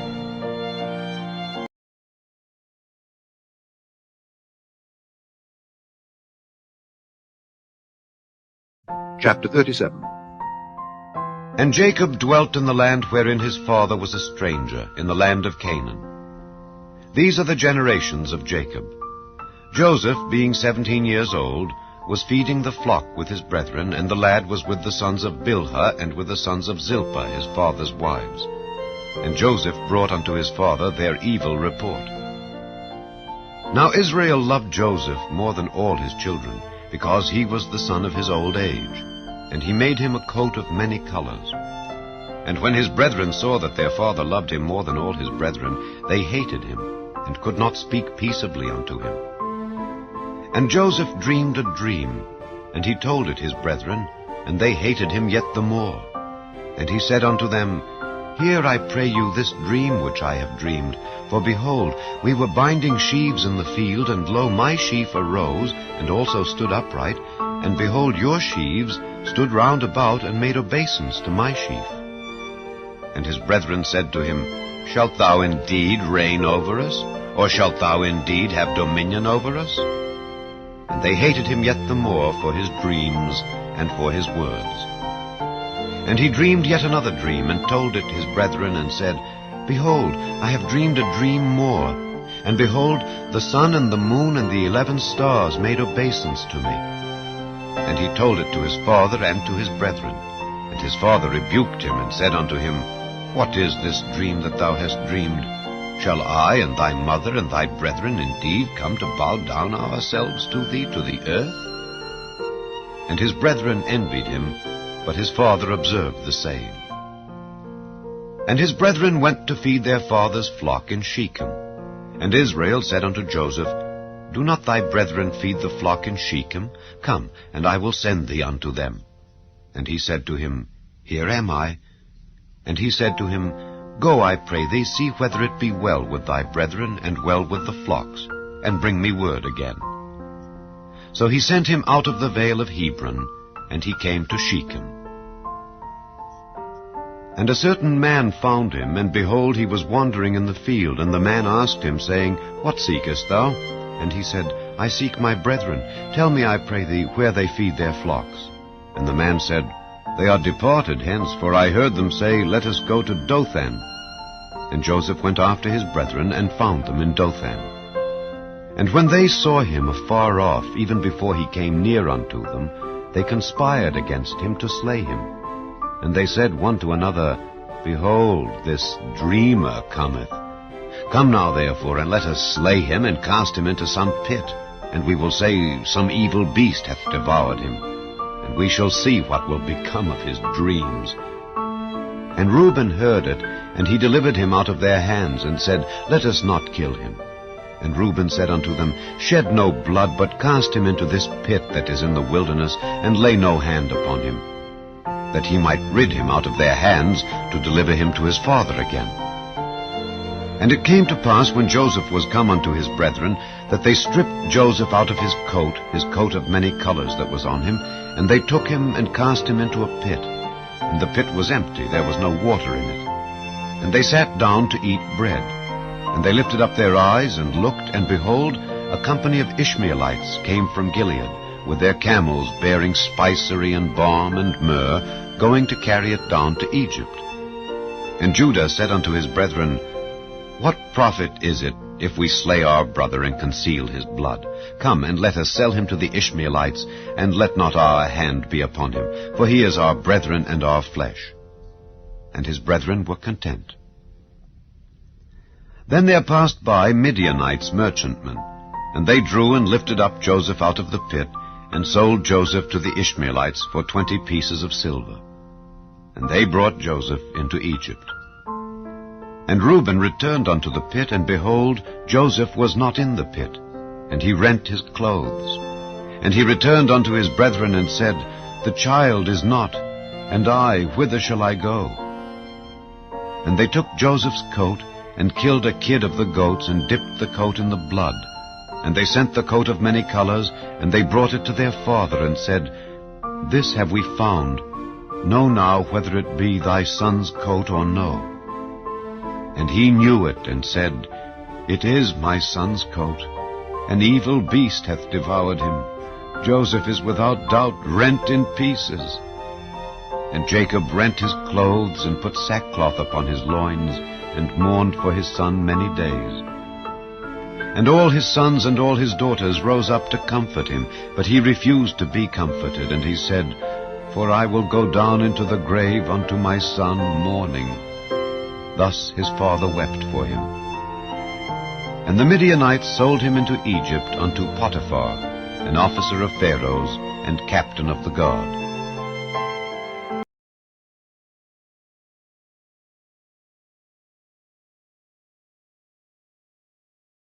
Chapter 38. And it came to pass at that time that Judah went down from his brethren, and turned into a certain Adullamite, whose name was Hira. And Judah saw there a daughter of a certain Canaanite, whose name was Shua. And he took her, and went in unto her. And she conceived, and bare a son, and he called his name And she conceived again, and bare a son, and she called his name Onan. And she yet again conceived, and bare a son, and called his name Shelah. And he was at Chezib when she bare him. And Judah took a wife for his firstborn, whose name was Tamar. And Judah's firstborn, was wicked in the sight of the Lord, and the Lord slew him. And Judah said unto Onan, "Go in unto thy brother's wife, and marry her, and raise up seed to thy brother." And Onan knew that the seed should not be his. And it came to pass, when he went in unto his brother's wife, that he spilled it on the ground, lest that he should give seed to his brother. And the thing which he did displeased the Lord, wherefore he slew him also. Then said Judah to Tamar his daughter-in-law, "Remain a widow at thy father's house, till Shelah my son be grown." For he said, "Lest peradventure he die also, as his brethren did." And Tamar went and dwelt in her father's house.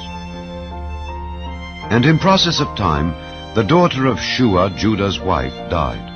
And Judah was comforted, and went up unto his sheep-shearers to Timnath, he and his friend Hira the Adullamite. And it was told Tamar, saying, "Behold, thy father-in-law goeth up to Timnath to shear his sheep."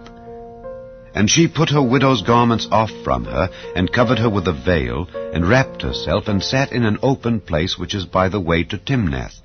For she saw that Shelah was grown, and she was not given unto him to wife. When Judah saw her, he thought her to be an harlot, because she had covered her face.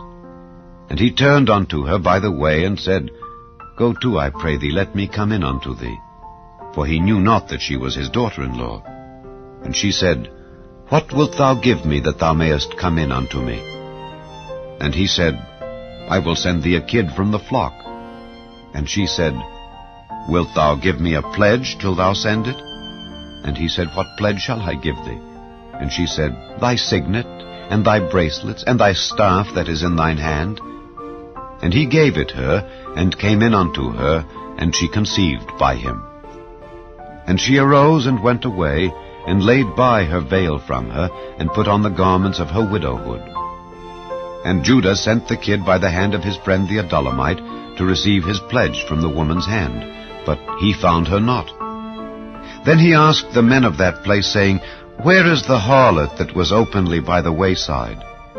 And they said, "There was no harlot in this place."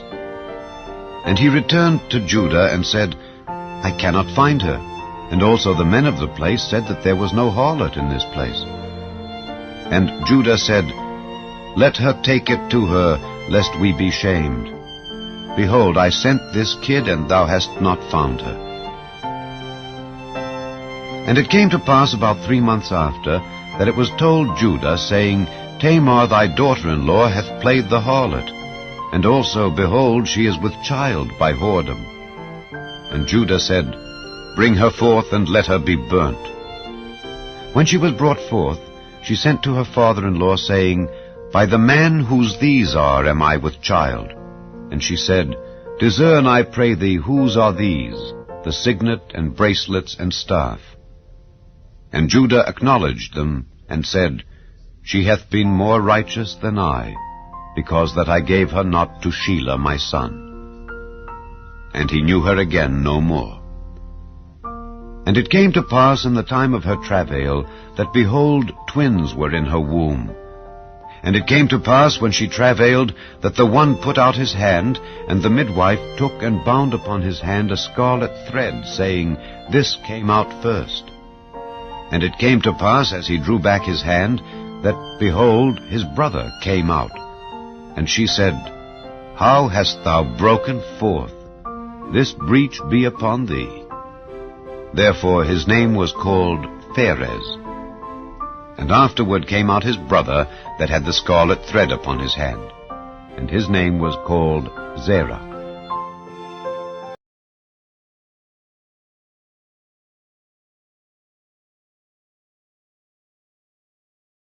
Chapter 39. And Joseph was brought down to Egypt, and Potiphar, an officer of Pharaoh, captain of the guard, an Egyptian, bought him of the hands of the Ishmaelites which had brought him down thither. And the Lord was with Joseph, and he was a prosperous man, and he was in the house of his master the Egyptian. And his master saw that the Lord was with him, and that the Lord made all that he did to prosper in his hand. And Joseph found grace in his sight, and he served him. And he made him overseer over his house, and all that he had he put into his hand. And it came to pass from the time that he had made him overseer in his house, and over all that he had, that the Lord blessed the Egyptian's house for Joseph's sake.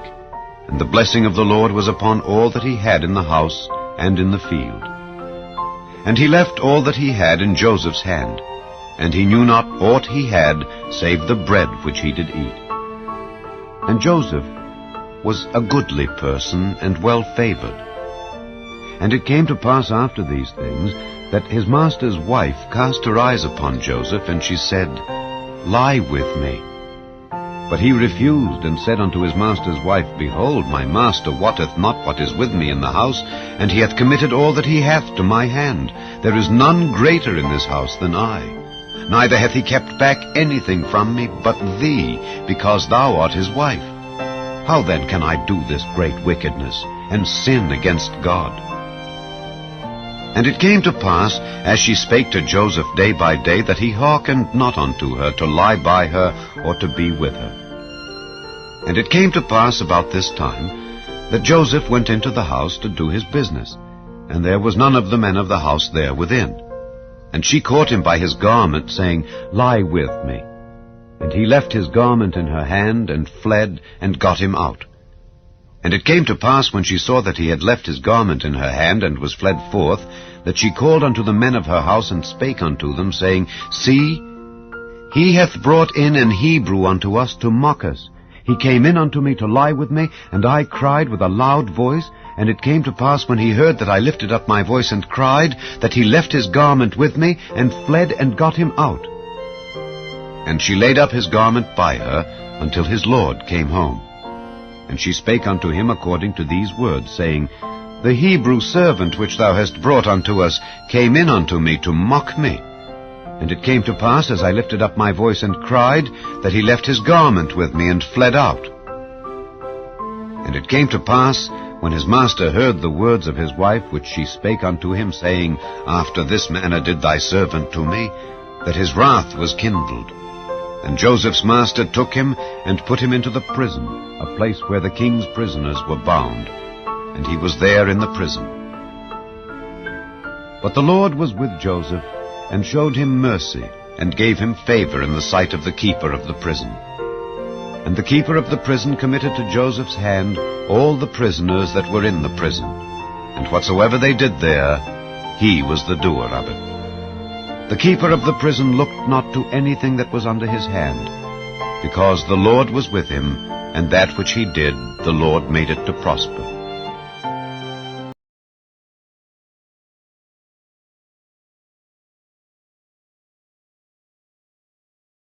Chapter 40.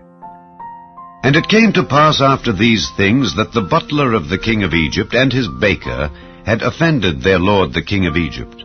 And Pharaoh was wroth against two of his officers, against the chief of the butlers and against the chief of the bakers.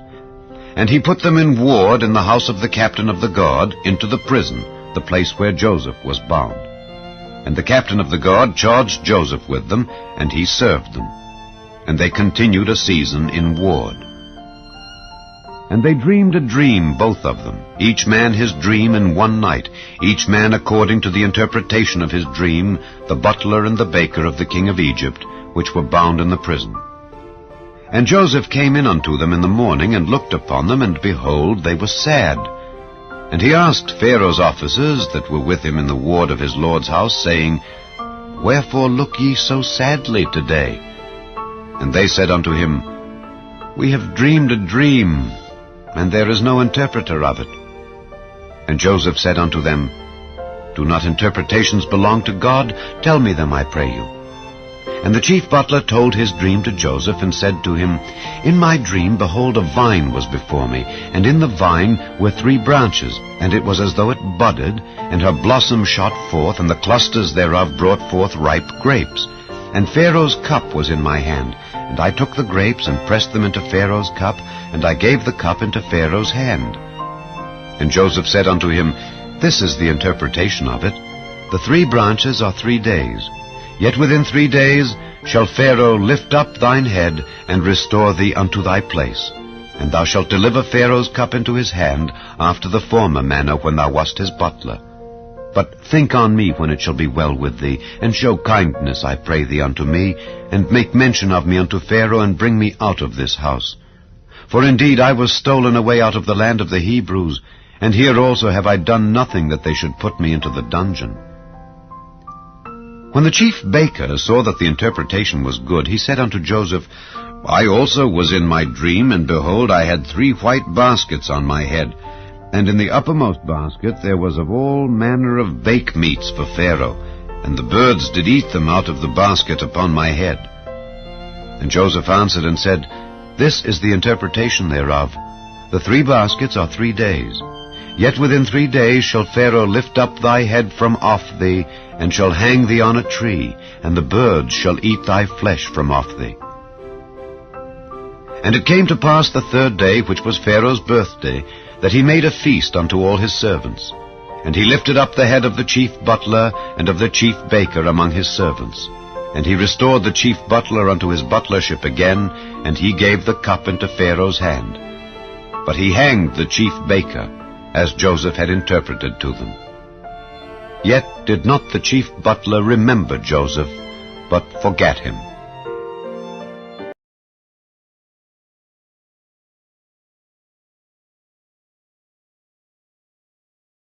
Chapter 41. And it came to pass at the end of 2 full years that Pharaoh dreamed. And behold, he stood by the river. And behold, there came up out of the river 7 well-favored kine and fat-fleshed, and they fed in a meadow. And behold, 7 other kine came up after them out of the river, ill-favored and lean-fleshed, and stood by the other kine upon the brink of the river. And the ill-favored and lean-fleshed kine did eat up the 7 well-favored and fat kine. So Pharaoh awoke. And he slept and dreamed the 2nd time. And behold, 7 ears of corn came up upon one stalk, rank and good. And behold, 7 thin ears, and blasted with the east wind, sprung up after them. And the 7 thin ears devoured the 7 rank and full ears.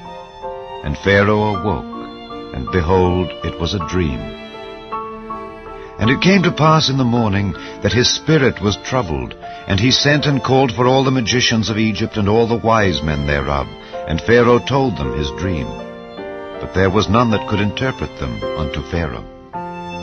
Then spake the chief butler unto Pharaoh, saying, I do remember my faults this day. Pharaoh was wroth with his servants, and put me in ward in the captain of the guard's house, both me and the chief baker. And we dreamed a dream in one night, I and he. We dreamed each man according to the interpretation of his dream. And there was there with us a young man, an Hebrew, servant to the captain of the guard. And we told him, and he interpreted to us our dreams. To each man according to his dream he did interpret. And it came to pass, as he interpreted to us, so it was.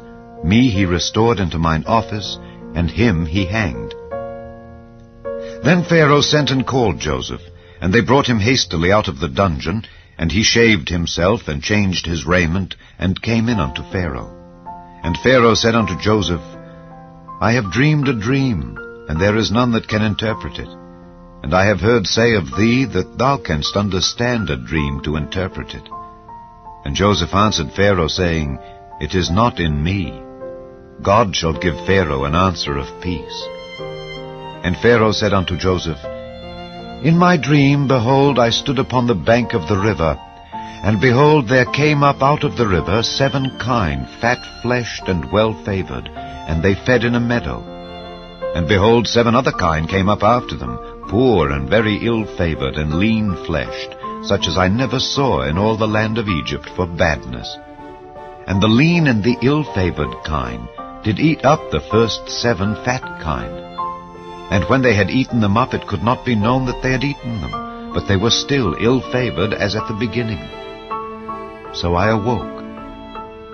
And I saw in my dream, and behold, 7 ears came up in one stalk, full and good, and behold, 7 ears withered, thin, and blasted with the east wind sprung up after them, and the thin ears devoured the 7 good ears. And I told this unto the magicians, but there was none that could declare it to me. And Joseph said unto Pharaoh, The dream of Pharaoh is one. God hath showed Pharaoh what he is about to do. The 7 good kine are 7 years, and the 7 good ears are 7 years. The dream is one. And the 7 thin and ill-favored kine that came up after them are 7 years, and the 7 empty ears blasted with the east wind shall be 7 years of famine. This is the thing which I have spoken unto Pharaoh. What God is about to do, he showeth unto Pharaoh. Behold, there come 7 years of great plenty throughout all the land of Egypt. And there shall arise after them 7 years of famine, and all the plenty shall be forgotten in the land of Egypt, and the famine shall consume the land. And the plenty shall not be known in the land by reason of that famine following, for it shall be very grievous. And for that the dream was doubled unto Pharaoh twice, it is because the thing is established by God, and God will shortly bring it to pass. Now therefore, let Pharaoh look out a man discreet and wise, and set him over the land of Egypt. Let Pharaoh do this, and let him appoint officers over the land, and take up the 5th part of the land of Egypt in the 7 plenteous years, and let them gather all the food of those good years that come, and lay up corn under the hand of Pharaoh, and let them keep food in the cities. And that food shall be for store to the land against the 7 years of famine which shall be in the land of Egypt, that the land perish not through the famine. And the thing was good in the eyes of Pharaoh and in the eyes of all his servants. And Pharaoh said unto his servants, Can we find such a one as this is, a man in whom the Spirit of God is? And Pharaoh said unto Joseph, Forasmuch as God hath showed thee all this, there is none so discreet and wise as thou art. Thou shalt be over my house, and according unto thy word shall all my people be ruled. Only in the throne will I be greater than thou. And Pharaoh said unto Joseph, See, I have set thee over all the land of Egypt. And Pharaoh took off his ring from his hand, and put it upon Joseph's hand, and arrayed him in vestures of fine linen, and put a gold chain about his neck. And he made him to ride in the second chariot which he had. And they cried before him, Bow the knee. And he made him ruler over all the land of Egypt. And Pharaoh said unto Joseph, I am Pharaoh, and without thee shall no man lift up his hand or foot in all the land of Egypt. And Pharaoh called Joseph's name Zaphnath-Paneah, and he gave him to wife Asenath, the daughter of Potiphera, priest of On. And Joseph went out over all the land of Egypt. And Joseph was 30 years old when he stood before Pharaoh king of Egypt. And Joseph went out from the presence of Pharaoh, and went throughout all the land of Egypt. And in the 7 plenteous years the earth brought forth by handfuls. And he gathered up all the food of the 7 years which were in the land of Egypt, and laid up the food in the cities. The food of the field which was round about every city laid he up in the same. And Joseph gathered corn as the sand of the sea, very much, until he left numbering, for it was without number. And unto Joseph were born 2 sons before the years of famine came, which Asenath, the daughter of Potiphera, priest of On, bare unto him. And Joseph called the name of the firstborn Manasseh. For God, said he, hath made me forget all my toil and all my father's house. And the name of the second called he Ephraim, for God hath caused me to be fruitful in the land of my affliction. And the 7 years of plenteousness that was in the land of Egypt were ended. And the 7 years of dearth began to come according as Joseph had said. And the dearth was in all lands, but in all the land of Egypt there was bread. And when all the land of Egypt was famished, the people cried to Pharaoh for bread. And Pharaoh said unto all the Egyptians, Go unto Joseph, what he saith to you do. And the famine was over all the face of the earth. And Joseph opened all the storehouses, and sold unto the Egyptians. And the famine waxed sore in the land of Egypt. And all countries came into Egypt to Joseph for to buy corn, because that the famine was so sore in all lands.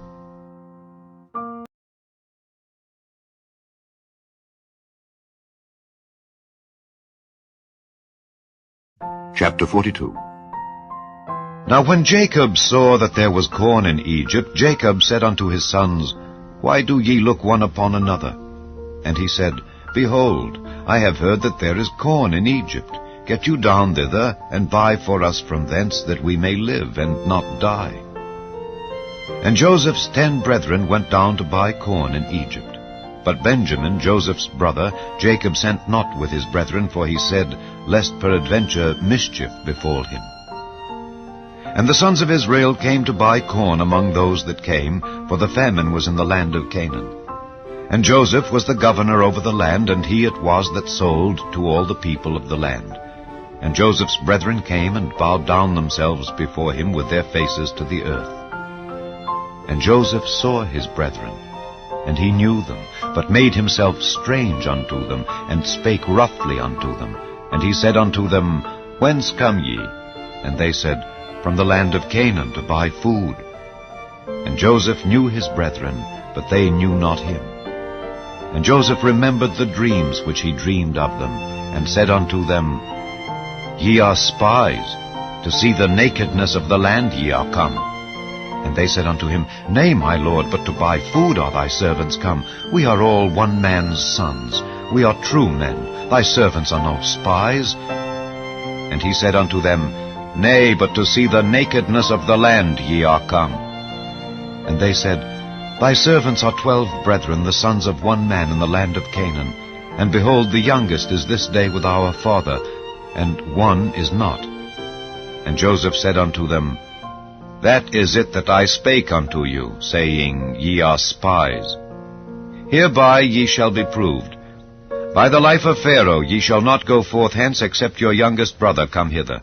Send one of you, and let him fetch your brother, and ye shall be kept in prison, that your words may be proved, whether there be any truth in you. Or else by the life of Pharaoh surely ye are spies. And he put them all together into ward 3 days. And Joseph said unto them the 3rd day, This do and live, for I fear God. If ye be true men, let one of your brethren be bound in the house of your prison. Go ye, carry corn for the famine of your houses, but bring your youngest brother unto me. So shall your words be verified, and ye shall not die. And they did so. And they said one to another, We are verily guilty concerning our brother, in that we saw the anguish of his soul when he besought us, and we would not hear. Therefore is this distress come upon us. And Reuben answered them, saying, Spake I not unto you, saying, Do not sin against the child, and ye would not hear? Therefore, behold, also his blood is required. And they knew not that Joseph understood them, for he spake unto them by an interpreter. And he turned himself about from them, and wept, and returned to them again, and communed with them, and took from them Simeon, and bound him before their eyes. Then Joseph commanded to fill their sacks with corn, and to restore every man's money into his sack, and to give them provision for the way. And thus did he unto them. And they laded their asses with the corn, and departed thence. And as one of them opened his sack to give his ass provender in the inn, he espied his money, for behold, it was in his sack's mouth. And he said unto his brethren, My money is restored, and lo, it is even in my sack. And their heart failed them, and they were afraid, saying one to another, What is this that God hath done unto us? And they came unto Jacob their father unto the land of Canaan, and told him all that befell unto them, saying, The man who is the Lord of the land spake roughly to us, and took us for spies of the country. And we said unto him, We are true men, we are no spies. We be 12 brethren, sons of our father. One is not, and the youngest is this day with our father in the land of Canaan. And the man, the lord of the country, said unto us, Hereby shall I know that ye are true men. Leave one of your brethren here with me, and take food for the famine of your households, and be gone. And bring your youngest brother unto me. Then shall I know that ye are no spies, but that ye are true men. So will I deliver you your brother, and ye shall traffic in the land. And it came to pass, as they emptied their sacks, that behold, every man's bundle of money was in his sack. And when both they and their father saw the bundles of money, they were afraid. And Jacob their father said unto them, Me have ye bereaved of my children. Joseph is not, and Simeon is not, and ye will take Benjamin away. All these things are against me. And Reuben spake unto his father, saying, Slay my 2 sons, if I bring him not to thee. Deliver him into my hand, and I will bring him to thee again. And he said, My son shall not go down with you, for his brother is dead, and he is left alone.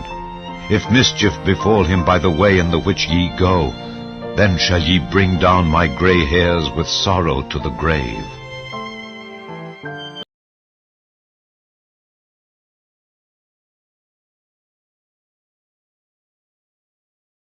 Chapter 43. And the famine was sore in the land. And it came to pass, when they had eaten up the corn which they had brought out of Egypt, their father said unto them, Go again, buy us a little food. And Judah spake unto him, saying, The man did solemnly protest unto us, saying, Ye shall not see my face, except your brother be with you. If thou wilt send our brother with us, we will go down and buy thee food. But if thou wilt not send him, we will not go down. For the man said unto us, Ye shall not see my face, except your brother be with you. And Israel said, Wherefore dealt ye so ill with me as to tell the man whether ye had yet a brother?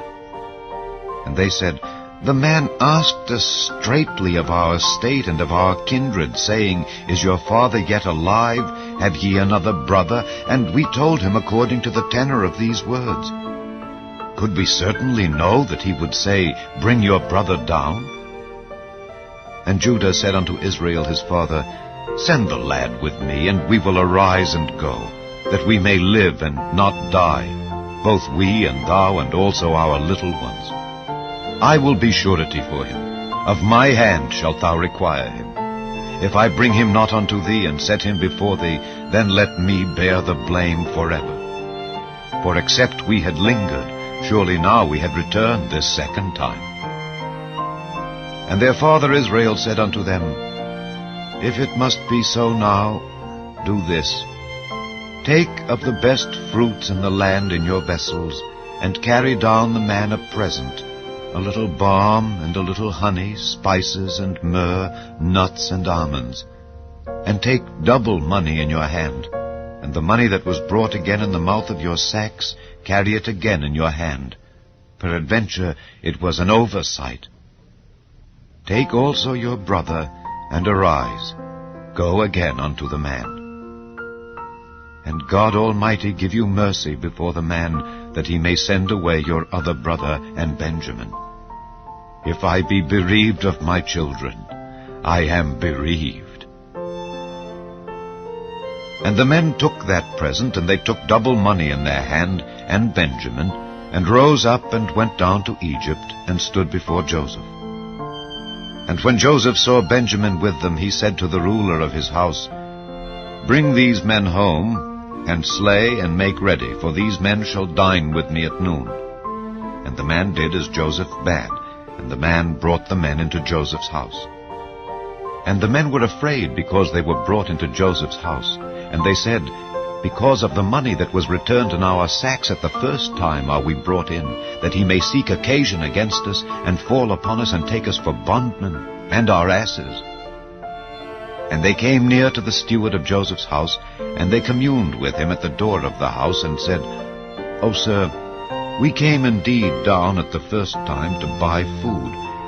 And it came to pass, when we came to the inn, that we opened our sacks, and behold, every man's money was in the mouth of his sack, our money in full weight. And we have brought it again in our hand. And other money have we brought down in our hands to buy food. We cannot tell who put our money in our sacks. And he said, Peace be to you, fear not. Your God and the God of your father hath given you treasure in your sacks. I had your money. And he brought Simeon out unto them. And the man brought the men into Joseph's house, and gave them water, and they washed their feet, and he gave their asses provender. And they made ready the present against Joseph came at noon, for they heard that they should eat bread there. And when Joseph came home, they brought him the present which was in their hand into the house, and bowed themselves to him to the earth. And he asked them of their welfare, and said, Is your father well, the old man of whom ye spake? Is he yet alive? And they answered, Thy servant our father is in good health, he is yet alive. And they bowed down their heads and made obeisance. And he lifted up his eyes, and saw his brother Benjamin, his mother's son, and said, Is this your younger brother, of whom ye spake unto me? And he said, God be gracious unto thee, my son. And Joseph made haste, for his bowels did yearn upon his brother. And he sought where to weep, and he entered into his chamber, and wept there. And he washed his face, and went out, and refrained himself, and said, Set on bread. And they set on for him by himself, and for them by themselves, and for the Egyptians which did eat with him by themselves, because the Egyptians might not eat bread with the Hebrews, for that is an abomination unto the Egyptians. And they sat before him, the firstborn according to his birthright, and the youngest according to his youth. And the men marveled one at another. And he took and sent messes unto them from before him. But Benjamin's mess was 5 times so much as any of theirs. And they drank and were merry with him.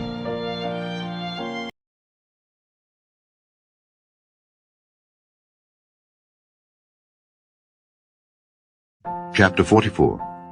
And he commanded the steward of his house, saying, Fill the men's sacks with food, as much as they can carry, and put every man's money in his sack's mouth. And put my cup, the silver cup, in the sack's mouth of the youngest, and his corn money. And he did according to the word that Joseph had spoken. As soon as the morning was light, the men were sent away, they and their asses. And when they were gone out of the city, and not yet far off, Joseph said unto his steward, Up, follow after the men. And when thou dost overtake them, say unto them, Wherefore have ye rewarded evil for good? Is not this it in which my Lord drinketh, and whereby indeed he divineth? Ye have done evil in so doing. And he overtook them, and he spake unto them these same words. And they said unto him, Wherefore saith my Lord these words? God forbid that thy servants should do according to this thing. Behold, the money which we found in our sacks' mouths we brought again unto thee out of the land of Canaan. How then should we steal out of thy Lord's house silver or gold? With whomsoever of thy servants it be found, both let him die, and we also will be my Lord's bondmen. And he said, Now also let it be according unto your words. He with whom it is found shall be my servant, and ye shall be blameless. Then they speedily took down every man his sack to the ground, and opened every man his sack. And he searched, and began at the eldest, and left at the youngest. And the cup was found in Benjamin's sack. Then they rent their clothes, and laded every man his ass, and returned to the city. And Judah and his brethren came to Joseph's house, for he was yet there, and they fell before him on the ground. And Joseph said unto them, What deed is this that ye have done? Wot ye not that such a man as I can certainly divine? And Judah said, What shall we say unto my Lord? What shall we speak? Or how shall we clear ourselves? God hath found out the iniquity of thy servants. Behold, we are my Lord's servants, both we, and he also with whom the cup is found. And he said, God forbid that I should do so. But the man in whose hand the cup is found, he shall be my servant. And as for you, get you up in peace unto your father. Then Judah came near unto him, and said, O my Lord, let thy servant, I pray thee, speak a word in my Lord's ears, and let not thine anger burn against thy servant. For thou art even as Pharaoh. My Lord asked his servants, saying, Have ye a father or a brother? And we said unto my Lord, We have a father, an old man, and a child of his old age, a little one. And his brother is dead, and he alone is left of his mother, and his father loveth him. And thou saidst unto thy servants, Bring him down unto me, that I may set mine eyes upon him. And we said unto my Lord, The lad cannot leave his father, for if he should leave his father would die. And thou saidst unto thy servants, Except your youngest brother come down with you, ye shall see my face no more. And it came to pass, when we came up unto thy servant my father, we told him the words of my Lord. And our father said, Go again and buy us a little food. And we said, We cannot go down. If our youngest brother be with us, then will we go down, for we may not see the man's face, except our youngest brother be with us. And thy servant my father said unto us, Ye know that my wife bare me 2 sons, and the one went out from me, and I said, Surely he is torn in pieces, and I saw him not since. And if ye take this also from me, and mischief befall him, ye shall bring down my gray hairs with sorrow to the grave. Now therefore, when I come to thy servant my father, and the lad be not with us, seeing that his life is bound up in the lad's life, it shall come to pass, when he seeth that the lad is not with us, that he will die. And thy servants shall bring down the gray hairs of thy servant our father with sorrow to the grave. For thy servant became surety for the lad unto my father, saying, If I bring him not unto thee, then I shall bear the blame to my father forever. Now therefore I pray thee, let thy servant abide instead of the lad, a bondman to my Lord, and let the lad go up with his brethren. For how shall I go up to my father, and the lad be not with me? Lest peradventure I see the evil that shall come on my father.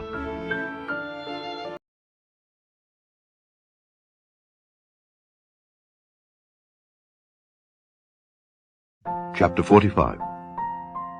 Then Joseph could not refrain himself before all them that stood by him, and he cried, Cause every man to go out from me.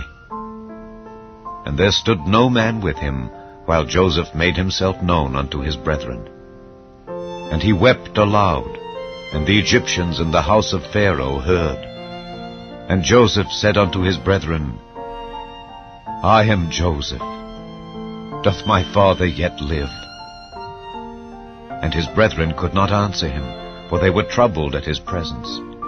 And Joseph said unto his brethren, Come near to me, I pray you.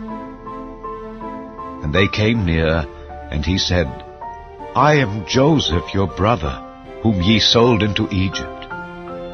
Now therefore be not grieved, nor angry with yourselves that ye sold me hither, for God did send me before you to preserve life. For these 2 years hath the famine been in the land, and yet there are 5 years, in the which there shall neither be earing nor harvest. And God sent me before you to preserve you a posterity in the earth, and to save your lives by a great deliverance. So now it was not you that sent me hither, but God. And he hath made me a father to Pharaoh, and lord of all his house, and a ruler throughout all the land of Egypt. Haste ye, and go up to my father, and say unto him, Thus saith thy son Joseph, God hath made me lord of all Egypt. Come down unto me, tarry not. And thou shalt dwell in the land of Goshen, and thou shalt be near unto me, thou and thy children, and thy children's children, and thy flocks, and thy herds, and all that thou hast. And there will I nourish thee, for yet there are 5 years of famine, lest thou and thy household, and all that thou hast, come to poverty. And behold, your eyes see, and the eyes of my brother Benjamin, that it is my mouth that speaketh unto you. And ye shall tell my father of all my glory in Egypt, and of all that ye have seen. And ye shall haste and bring down my father hither. And he fell upon his brother Benjamin's neck and wept, and Benjamin wept upon his neck. Moreover he kissed all his brethren, and wept upon them. And after that his brethren talked with him. And the fame thereof was heard in Pharaoh's house, saying, Joseph's brethren are come. And it pleased Pharaoh well, and his servants. And Pharaoh said unto Joseph, Say unto thy brethren, This do ye, Lade your beasts, and go, get you unto the land of Canaan, and take your father and your households, and come unto me. And I will give you the good of the land of Egypt, and ye shall eat the fat of the land. Now thou art commanded, this do ye. Take you wagons out of the land of Egypt for your little ones, and for your wives, and bring your father and come. Also regard not your stuff, for the good of all the land of Egypt is yours. And the children of Israel did so, and Joseph gave them wagons according to the commandment of Pharaoh, and gave them provision for the way. To all of them he gave each man changes of raiment, but to Benjamin he gave 300 pieces of silver, and 5 changes of raiment. And to his father he sent after this manner, 10 asses laden with the good things of Egypt, and 10 she-asses laden with corn and bread and meat for his father by the way. So he sent his brethren away, and they departed. And he said unto them, See that ye fall not out by the way. And they went up out of Egypt, and came into the land of Canaan unto Jacob their father, and told him, saying, Joseph is yet alive, and he is governor over all the land of Egypt. And Jacob's heart fainted, for he believed them not. And they told him all the words of Joseph which he had said unto them. And when he saw the wagons which Joseph had sent to carry him, the spirit of Jacob their father revived. And Israel said, It is enough. Joseph my son is yet alive. I will go and see him before I die.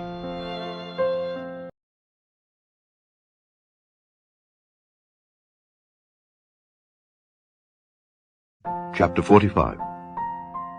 Then Joseph could not refrain himself before all them that stood by him, and he cried, Cause every man to go out from me. And there stood no man with him, while Joseph made himself known unto his brethren. And he wept aloud, and the Egyptians in the house of Pharaoh heard. And Joseph said unto his brethren, I am Joseph. Doth my father yet live? And his brethren could not answer him, for they were troubled at his presence. And Joseph said unto his brethren, Come near to me, I pray you. And they came near, and he said, I am Joseph your brother, whom ye sold into Egypt. Now therefore be not grieved, nor angry with yourselves that ye sold me hither, for God did send me before you to preserve life. For these 2 years hath the famine been in the land, and yet there are 5 years, in the which there shall neither be earing nor harvest. And God sent me before you to preserve you a posterity in the earth, and to save your lives by a great deliverance. So now it was not you that sent me hither, but God. And he hath made me a father to Pharaoh, and lord of all his house, and a ruler throughout all the land of Egypt. Haste ye, and go up to my father, and say unto him, Thus saith thy son Joseph, God hath made me lord of all Egypt. Come down unto me, tarry not. And thou shalt dwell in the land of Goshen, and thou shalt be near unto me, thou and thy children, and thy children's children, and thy flocks, and thy herds, and all that thou hast. And there will I nourish thee, for yet there are 5 years of famine, lest thou and thy household, and all that thou hast, come to poverty. And behold, your eyes see, and the eyes of my brother Benjamin, that it is my mouth that speaketh unto you. And ye shall tell my father of all my glory in Egypt, and of all that ye have seen. And ye shall haste and bring down my father hither. And he fell upon his brother Benjamin's neck and wept, and Benjamin wept upon his neck. Moreover he kissed all his brethren, and wept upon them. And after that his brethren talked with him. And the fame thereof was heard in Pharaoh's house, saying, Joseph's brethren are come. And it pleased Pharaoh well, and his servants. And Pharaoh said unto Joseph, Say unto thy brethren, This do ye, Lade your beasts, and go, get you unto the land of Canaan, and take your father and your households, and come unto me. And I will give you the good of the land of Egypt, and ye shall eat the fat of the land. Now thou art commanded, this do ye. Take you wagons out of the land of Egypt for your little ones, and for your wives, and bring your father and come. Also regard not your stuff, for the good of all the land of Egypt is yours. And the children of Israel did so, and Joseph gave them wagons according to the commandment of Pharaoh, and gave them provision for the way. To all of them he gave each man changes of raiment, but to Benjamin he gave 300 pieces of silver, and 5 changes of raiment. And to his father he sent after this manner, 10 asses laden with the good things of Egypt, and 10 she-asses laden with corn and bread and meat for his father by the way. So he sent his brethren away, and they departed. And he said unto them, See that ye fall not out by the way. And they went up out of Egypt, and came into the land of Canaan unto Jacob their father, and told him, saying, Joseph is yet alive, and he is governor over all the land of Egypt. And Jacob's heart fainted, for he believed them not. And they told him all the words of Joseph, which he had said unto them. And when he saw the wagons which Joseph had sent to carry him, the spirit of Jacob their father revived. And Israel said, It is enough. Joseph my son is yet alive. I will go and see him before I die.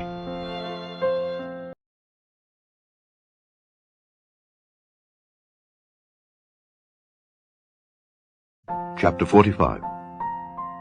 Then Joseph could not refrain himself before all them that stood by him, and he cried, Cause every man to go out from me. And there stood no man with him, while Joseph made himself known unto his brethren.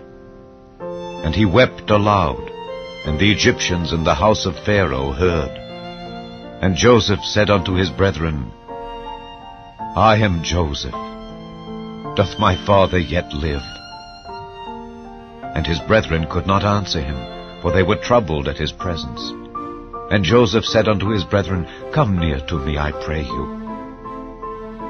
And they came near, and he said, I am Joseph your brother, whom ye sold into Egypt. Now therefore be not grieved, nor angry with yourselves that ye sold me hither, for God did send me before you to preserve life. For these 2 years hath the famine been in the land, and yet there are 5 years, in the which there shall neither be earing nor harvest. And God sent me before you to preserve you a posterity in the earth, and to save your lives by a great deliverance. So now it was not you that sent me hither, but God. And he hath made me a father to Pharaoh, and lord of all his house, and a ruler throughout all the land of Egypt. Haste ye, and go up to my father, and say unto him, Thus saith thy son Joseph, God hath made me lord of all Egypt. Come down unto me, tarry not. And thou shalt dwell in the land of Goshen, and thou shalt be near unto me, thou and thy children, and thy children's children, and thy flocks, and thy herds, and all that thou hast. And there will I nourish thee, for yet there are 5 years of famine, lest thou and thy household, and all that thou hast, come to poverty. And behold, your eyes see, and the eyes of my brother Benjamin, that it is my mouth that speaketh unto you. And ye shall tell my father of all my glory in Egypt, and of all that ye have seen. And ye shall haste and bring down my father hither. And he fell upon his brother Benjamin's neck, and wept. And Benjamin wept upon his neck. Moreover he kissed all his brethren, and wept upon them. And after that his brethren talked with him.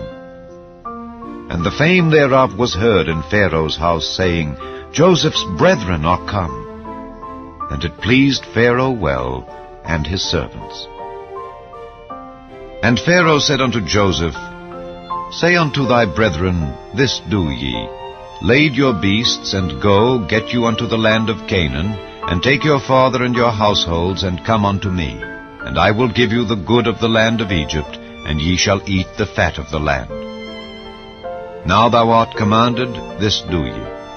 Take you wagons out of the land of Egypt for your little ones, and for your wives, and bring your father and come. Also regard not your stuff, for the good of all the land of Egypt is yours. And the children of Israel did so, and Joseph gave them wagons according to the commandment of Pharaoh, and gave them provision for the way.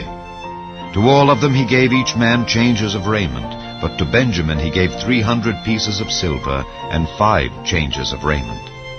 And to his father he sent after this manner, 10 asses laden with the good things of Egypt, and 10 she-asses laden with corn and bread and meat for his father by the way.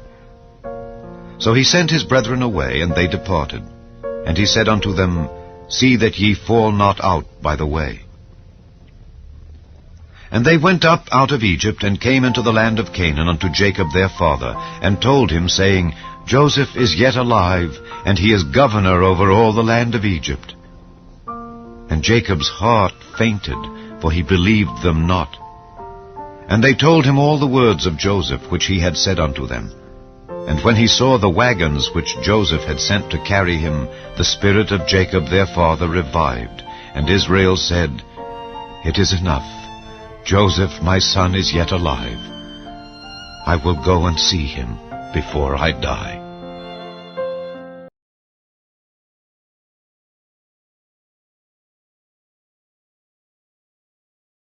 Chapter 46. And Israel took his journey with all that he had, and came to Beersheba, and offered sacrifices unto the God of his father Isaac. And God spake unto Israel in the visions of the night, and said, Jacob, Jacob. And he said, Here am I. And he said, I am God, the God of thy father. Fear not to go down into Egypt, for I will there make of thee a great nation. I will go down with thee into Egypt, and I will also surely bring thee up again. And Joseph shall put his hand upon thine eyes. And Jacob rose up from Beersheba, and the sons of Israel carried Jacob their father and their little ones and their wives in the wagons which Pharaoh had sent to carry him. And they took their cattle and their goods which they had gotten in the land of Canaan, and came into Egypt, Jacob and all his seed with him. His sons and his sons' sons with him, his daughters and his sons' daughters, and all his seed brought he with him into Egypt. And these are the names of the children of Israel which came into Egypt: Jacob and his sons, Reuben, Jacob's firstborn, and the sons of Reuben, Hanok, and Phallu, and Hezron, and Carmi. And the sons of Simeon, Jemuel, and Jamin, and Ohad, and Jachin, and Zohar, and Shael the son of a Canaanitish woman. And the sons of Levi, Gershon, Kohath, and Merari. And the sons of Judah, and Onan, and Shelah, and Pharez, and Zerah. But and Onan died in the land of Canaan.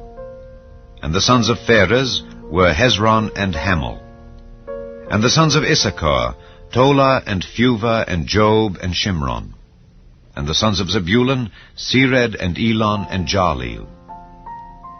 These be the sons of Leah, which she bare unto Jacob in Padan Aram with his daughter Dinah. All the souls of his sons and his daughters were 33. And the sons of Gad, Ziphion, and Haggai, Shunai, and Esbon, Eri, and Arodi, and Areli.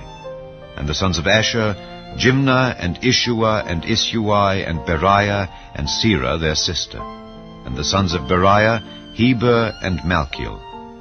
These are the sons of Zilpah, whom Laban gave to Leah his daughter, and these she bare unto Jacob, even 16 souls. The sons of Rachel, Jacob's wife, Joseph and Benjamin. And unto Joseph in the land of Egypt were born Manasseh and Ephraim, which Asenath the daughter of Potipherah priest of On bare unto him. And the sons of Benjamin were Bela and Becher and Ashbel, Gera and Naaman, Ehi and Rosh, Muppim and Huppim and Ard. These are the sons of Rachel, which were born to Jacob. All the souls were 14. And the sons of Dan, Hushim. And the sons of Naphtali, Jahzeel, and Guni, and Jezer, and Shillem. These are the sons of Bilhah, which Laban gave unto Rachel his daughter, and she bare these unto Jacob. All the souls were 7. All the souls that came with Jacob into Egypt, which came out of his loins, besides Jacob's sons' wives, all the souls were 66. And the sons of Joseph, which were born him in Egypt, were 2 souls. All the souls of the house of Jacob, which came into Egypt, were 70. And he sent Judah before him unto Joseph, to direct his face unto Goshen. And they came into the land of Goshen. And Joseph made ready his chariot, and went up to meet Israel his father to Goshen, and presented himself unto him. And he fell on his neck, and wept on his neck a good while. And Israel said unto Joseph, Now let me die, since I have seen thy face, because thou art yet alive. And Joseph said unto his brethren, and unto his father's house, I will go up and show Pharaoh, and say unto him, My brethren and my father's house, which were in the land of Canaan, are come unto me. And the men are shepherds, for their trade hath been to feed cattle. And they have brought their flocks and their herds, and all that they have. And it shall come to pass, when Pharaoh shall call you, and shall say, What is your occupation? That ye shall say, Thy servant's trade hath been about cattle from our youth even until now, both we and also our fathers, that ye may dwell in the land of Goshen, for every shepherd is an abomination unto the Egyptians.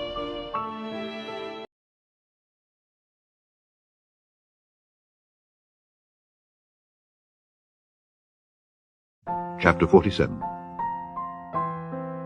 Then Joseph came and told Pharaoh, and said, My father and my brethren and their flocks and their herds and all that they have are come out of the land of Canaan, and behold, they are in the land of Goshen. And he took some of his brethren, even 5 men, and presented them unto Pharaoh. And Pharaoh said unto his brethren, What is your occupation? And they said unto Pharaoh, Thy servants are shepherds, both we and also our fathers. They said moreover unto Pharaoh, For to sojourn in the land are we come. For thy servants have no pasture for their flocks, for the famine is sore in the land of Canaan. Now therefore, we pray thee, let thy servants dwell in the land of Goshen. And Pharaoh spake unto Joseph, saying, Thy father and thy brethren are come unto thee. The land of Egypt is before thee. In the best of the land make thy father and brethren to dwell. In the land of Goshen let them dwell. And if thou knowest any men of activity among them, then make them rulers over my cattle. And Joseph brought in Jacob his father, and set him before Pharaoh. And Jacob blessed Pharaoh. And Pharaoh said unto Jacob, How old art thou? And Jacob said unto Pharaoh, The days of the years of my pilgrimage are 130 years. Few and evil have the days of the years of my life been, and have not attained unto the days of the years of the life of my fathers in the days of their pilgrimage.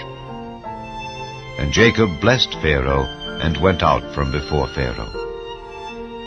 And Joseph placed his father and his brethren, and gave them a possession in the land of Egypt, in the best of the land, in the land of Ramesses, as Pharaoh had commanded. And Joseph nourished his father and his brethren, and all his father's household, with bread, according to their families. And there was no bread in all the land, for the famine was very sore, so that the land of Egypt and all the land of Canaan fainted by reason of the famine. And Joseph gathered up all the money that was found in the land of Egypt and in the land of Canaan for the corn which they bought. And Joseph brought the money into Pharaoh's house. And when money failed in the land of Egypt and in the land of Canaan, all the Egyptians came unto Joseph and said, Give us bread, for why should we die in thy presence? For the money faileth. And Joseph said, Give your cattle, and I will give you for your cattle, if money fail. And they brought their cattle unto Joseph, and Joseph gave them bread in exchange for horses, and for the flocks, and for the cattle of the herds, and for the asses. And he fed them with bread for all their cattle for that year. When that year was ended, they came unto him the second year, and said unto him, We will not hide it from my lord, how that our money is spent. My lord also hath our herds of cattle. There is not aught left in the sight of my lord, but our bodies and our lands. Wherefore shall we die before thine eyes, both we and our land?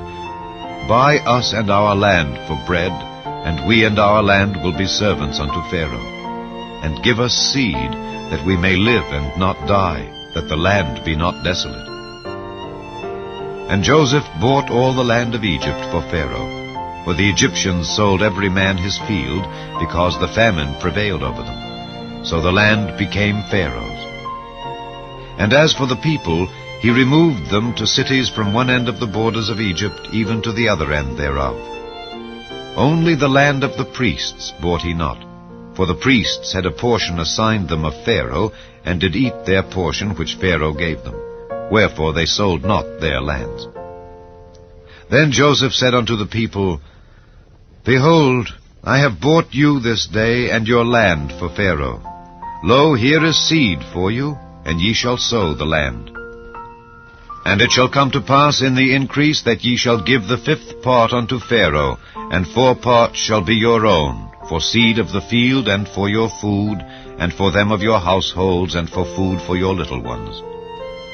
And they said, Thou hast saved our lives. Let us find grace in the sight of my lord, and we will be Pharaoh's servants.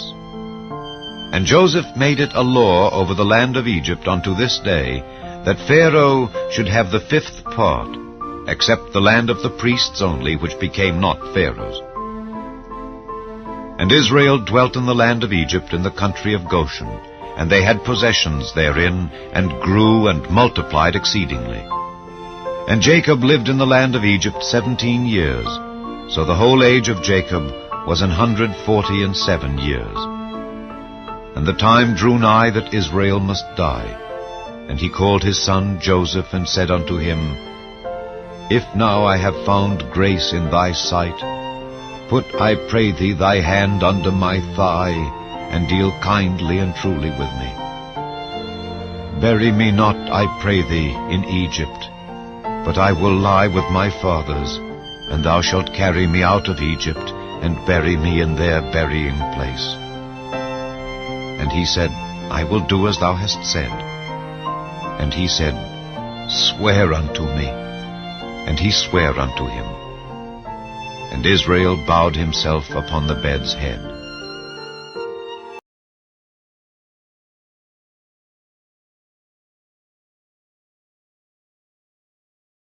Chapter 48. And it came to pass after these things that one told Joseph, Behold, thy father is sick. And he took with him his 2 sons, Manasseh and Ephraim. And one told Jacob, and said, Behold, thy son Joseph cometh unto thee. And Israel strengthened himself, and sat upon the bed. And Jacob said unto Joseph, God Almighty appeared unto me at Luz in the land of Canaan, and blessed me, and said unto me, Behold, I will make thee fruitful, and multiply thee, and I will make of thee a multitude of people, and will give this land to thy seed after thee for an everlasting possession. And now thy 2 sons, Ephraim and Manasseh, which were born unto thee in the land of Egypt before I came unto thee into Egypt, are mine. As Reuben and Simeon they shall be mine. And thy issue, which thou begettest after them, shall be thine, and shall be called after the name of their brethren in their inheritance.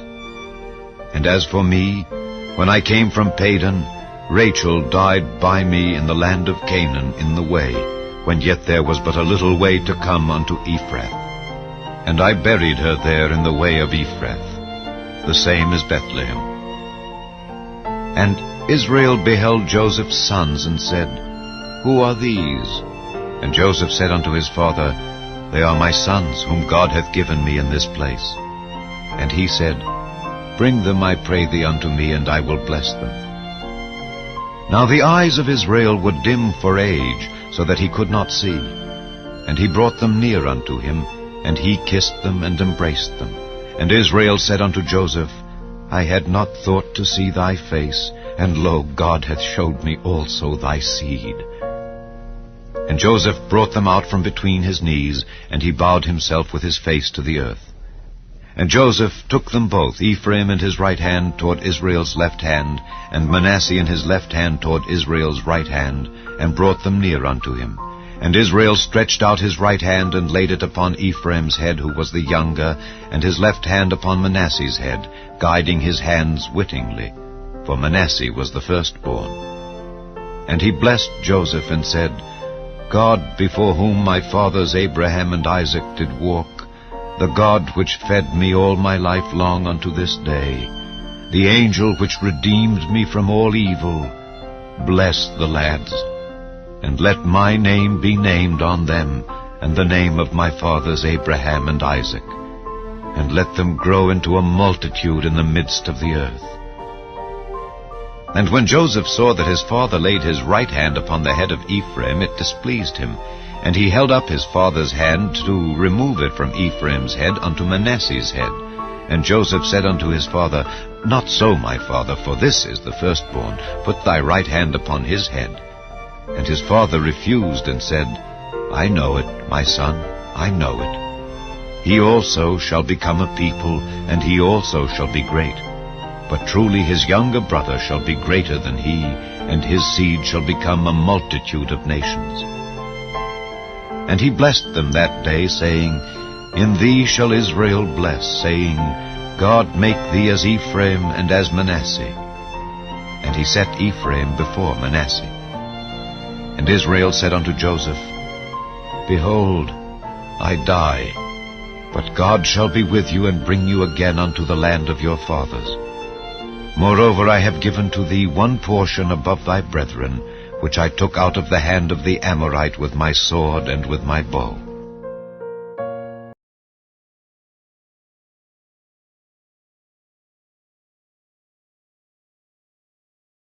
Chapter 49. And Jacob called unto his sons, and said, Gather yourselves together, that I may tell you that which shall befall you in the last days. Gather yourselves together, and hear, ye sons of Jacob, and hearken unto Israel your father. Reuben, thou art my firstborn, my might, and the beginning of my strength, the excellency of dignity, and the excellency of power. Unstable as water, thou shalt not excel, because thou wentest up to thy father's bed. Then defiledst thou it. He went up to my couch. Simeon and Levi are brethren. Instruments of cruelty are in their habitations. O my soul, come not thou into their secret. Unto their assembly mine honor be not thou united. For in their anger they slew a man, and in their self-will they dig down a wall. Cursed be their anger, for it was fierce, and their wrath, for it was cruel. I will divide them in Jacob, and scatter them in Israel. Judah, thou art he whom thy brethren shall praise. Thy hand shall be in the neck of thine enemies. Thy father's children shall bow down before thee. Judah is a lion's whelp. From the prey, my son, thou art gone up. He stooped down, he couched as a lion, and as an old lion. Who shall rouse him up? The scepter shall not depart from Judah, nor a lawgiver from between his feet, until Shiloh come. And unto him shall the gathering of the people be. Binding his foal unto the vine, and his ass's colt unto the choice vine, he washed his garments in wine, and his clothes in the blood of grapes. His eyes shall be red with wine, and his teeth white with milk. Zebulun shall dwell at the haven of the sea, and he shall be for an haven of ships, and his border shall be unto Zidon. Issachar is a strong ass couching down between two burdens, and he saw that rest was good, and the land that it was pleasant, and bowed his shoulder to bear, and became a servant unto tribute. Dan shall judge his people as one of the tribes of Israel. Dan shall be a serpent by the way, an adder in the path, that biteth the horse heels, so that his rider shall fall backward. I have waited for thy salvation, O Lord. Gad, a troop shall overcome him, but he shall overcome at the last. Out of Asher his bread shall be fat, and he shall yield royal dainties. Naphtali is a hind let loose, he giveth goodly words. Joseph is a fruitful bough, even a fruitful bough by a well, whose branches run over the wall. The archers have sorely grieved him, and shot at him, and hated him. But his bow abode in strength, and the arms of his hands were made strong by the hands of the mighty God of Jacob. From thence is the shepherd, the stone of Israel.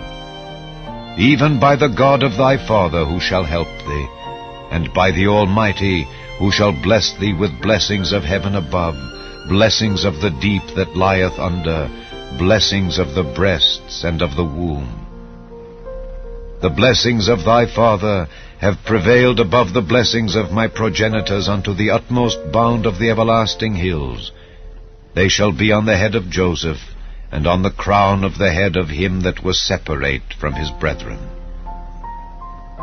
Benjamin shall ravin as a wolf. In the morning he shall devour the prey, and at night he shall divide the spoil. All these are the 12 tribes of Israel, and this is it that their father spake unto them, and blessed them. Every one according to his blessing he blessed them. And he charged them, and said unto them, I am to be gathered unto my people. Bury me with my fathers in the cave that is in the field of Ephron the Hittite, in the cave that is in the field of Machpelah, which is before Mamre in the land of Canaan, which Abraham bought with the field of Ephron the Hittite, for a possession of a burying place. There they buried Abraham and Sarah his wife. There they buried Isaac and Rebekah his wife. And there I buried Leah. The purchase of the field and of the cave that is therein was from the children of Heth. And when Jacob had made an end of commanding his sons, he gathered up his feet into the bed, and yielded up the ghost, and was gathered unto his people.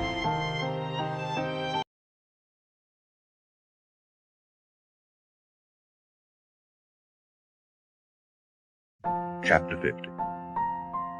And Joseph fell upon his father's face, and wept upon him, and kissed him. And Joseph commanded his servants the physicians to embalm his father, and the physicians embalmed Israel. And 40 days were fulfilled for him, for so are fulfilled the days of those which are embalmed. And the Egyptians mourned for him 70 days. And when the days of his mourning were past, Joseph spake unto the house of Pharaoh, saying, If now I have found grace in your eyes, speak, I pray you, in the ears of Pharaoh, saying, My father made me swear, saying, Lo, I die. In my grave which I have digged for me in the land of Canaan, there shalt thou bury me. Now therefore, let me go up, I pray thee, and bury my father, and I will come again.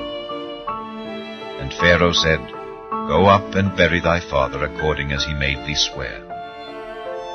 And Joseph went up to bury his father, and with him went up all the servants of Pharaoh, the elders of his house, and all the elders of the land of Egypt, and all the house of Joseph, and his brethren, and his father's house.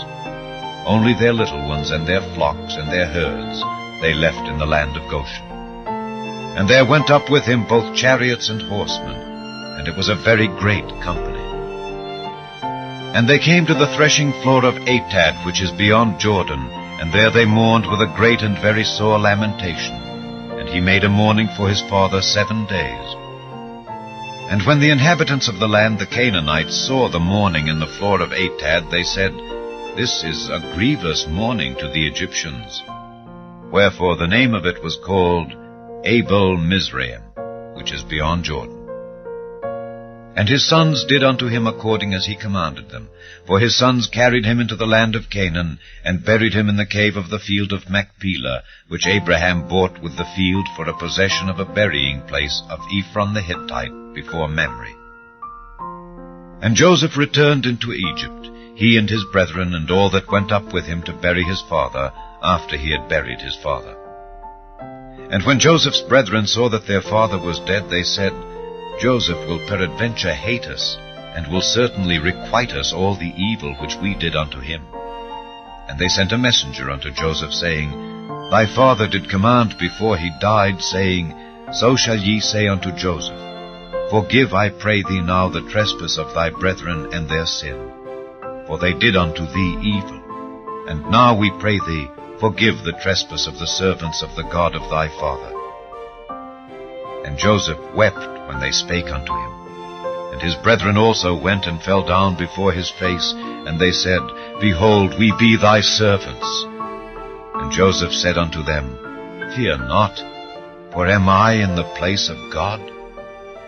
But as for you, ye thought evil against me, but God meant it unto good, to bring to pass, as it is this day, to save much people alive. Now therefore fear ye not. I will nourish you and your little ones. And he comforted them, and spake kindly unto them. And Joseph dwelt in Egypt, he and his father's house. And Joseph lived 110 years. And Joseph saw Ephraim's children of the 3rd generation. The children also of Machir the son of Manasseh were brought up upon Joseph's knees. And Joseph said unto his brethren, I die, and God will surely visit you, and bring you out of this land unto the land which he sware to Abraham, to Isaac, and to Jacob. And Joseph took an oath of the children of Israel, saying, God will surely visit you, and ye shall carry up my bones from hence. So Joseph died, being 110 years old. And they embalmed him, and he was put in a coffin in Egypt.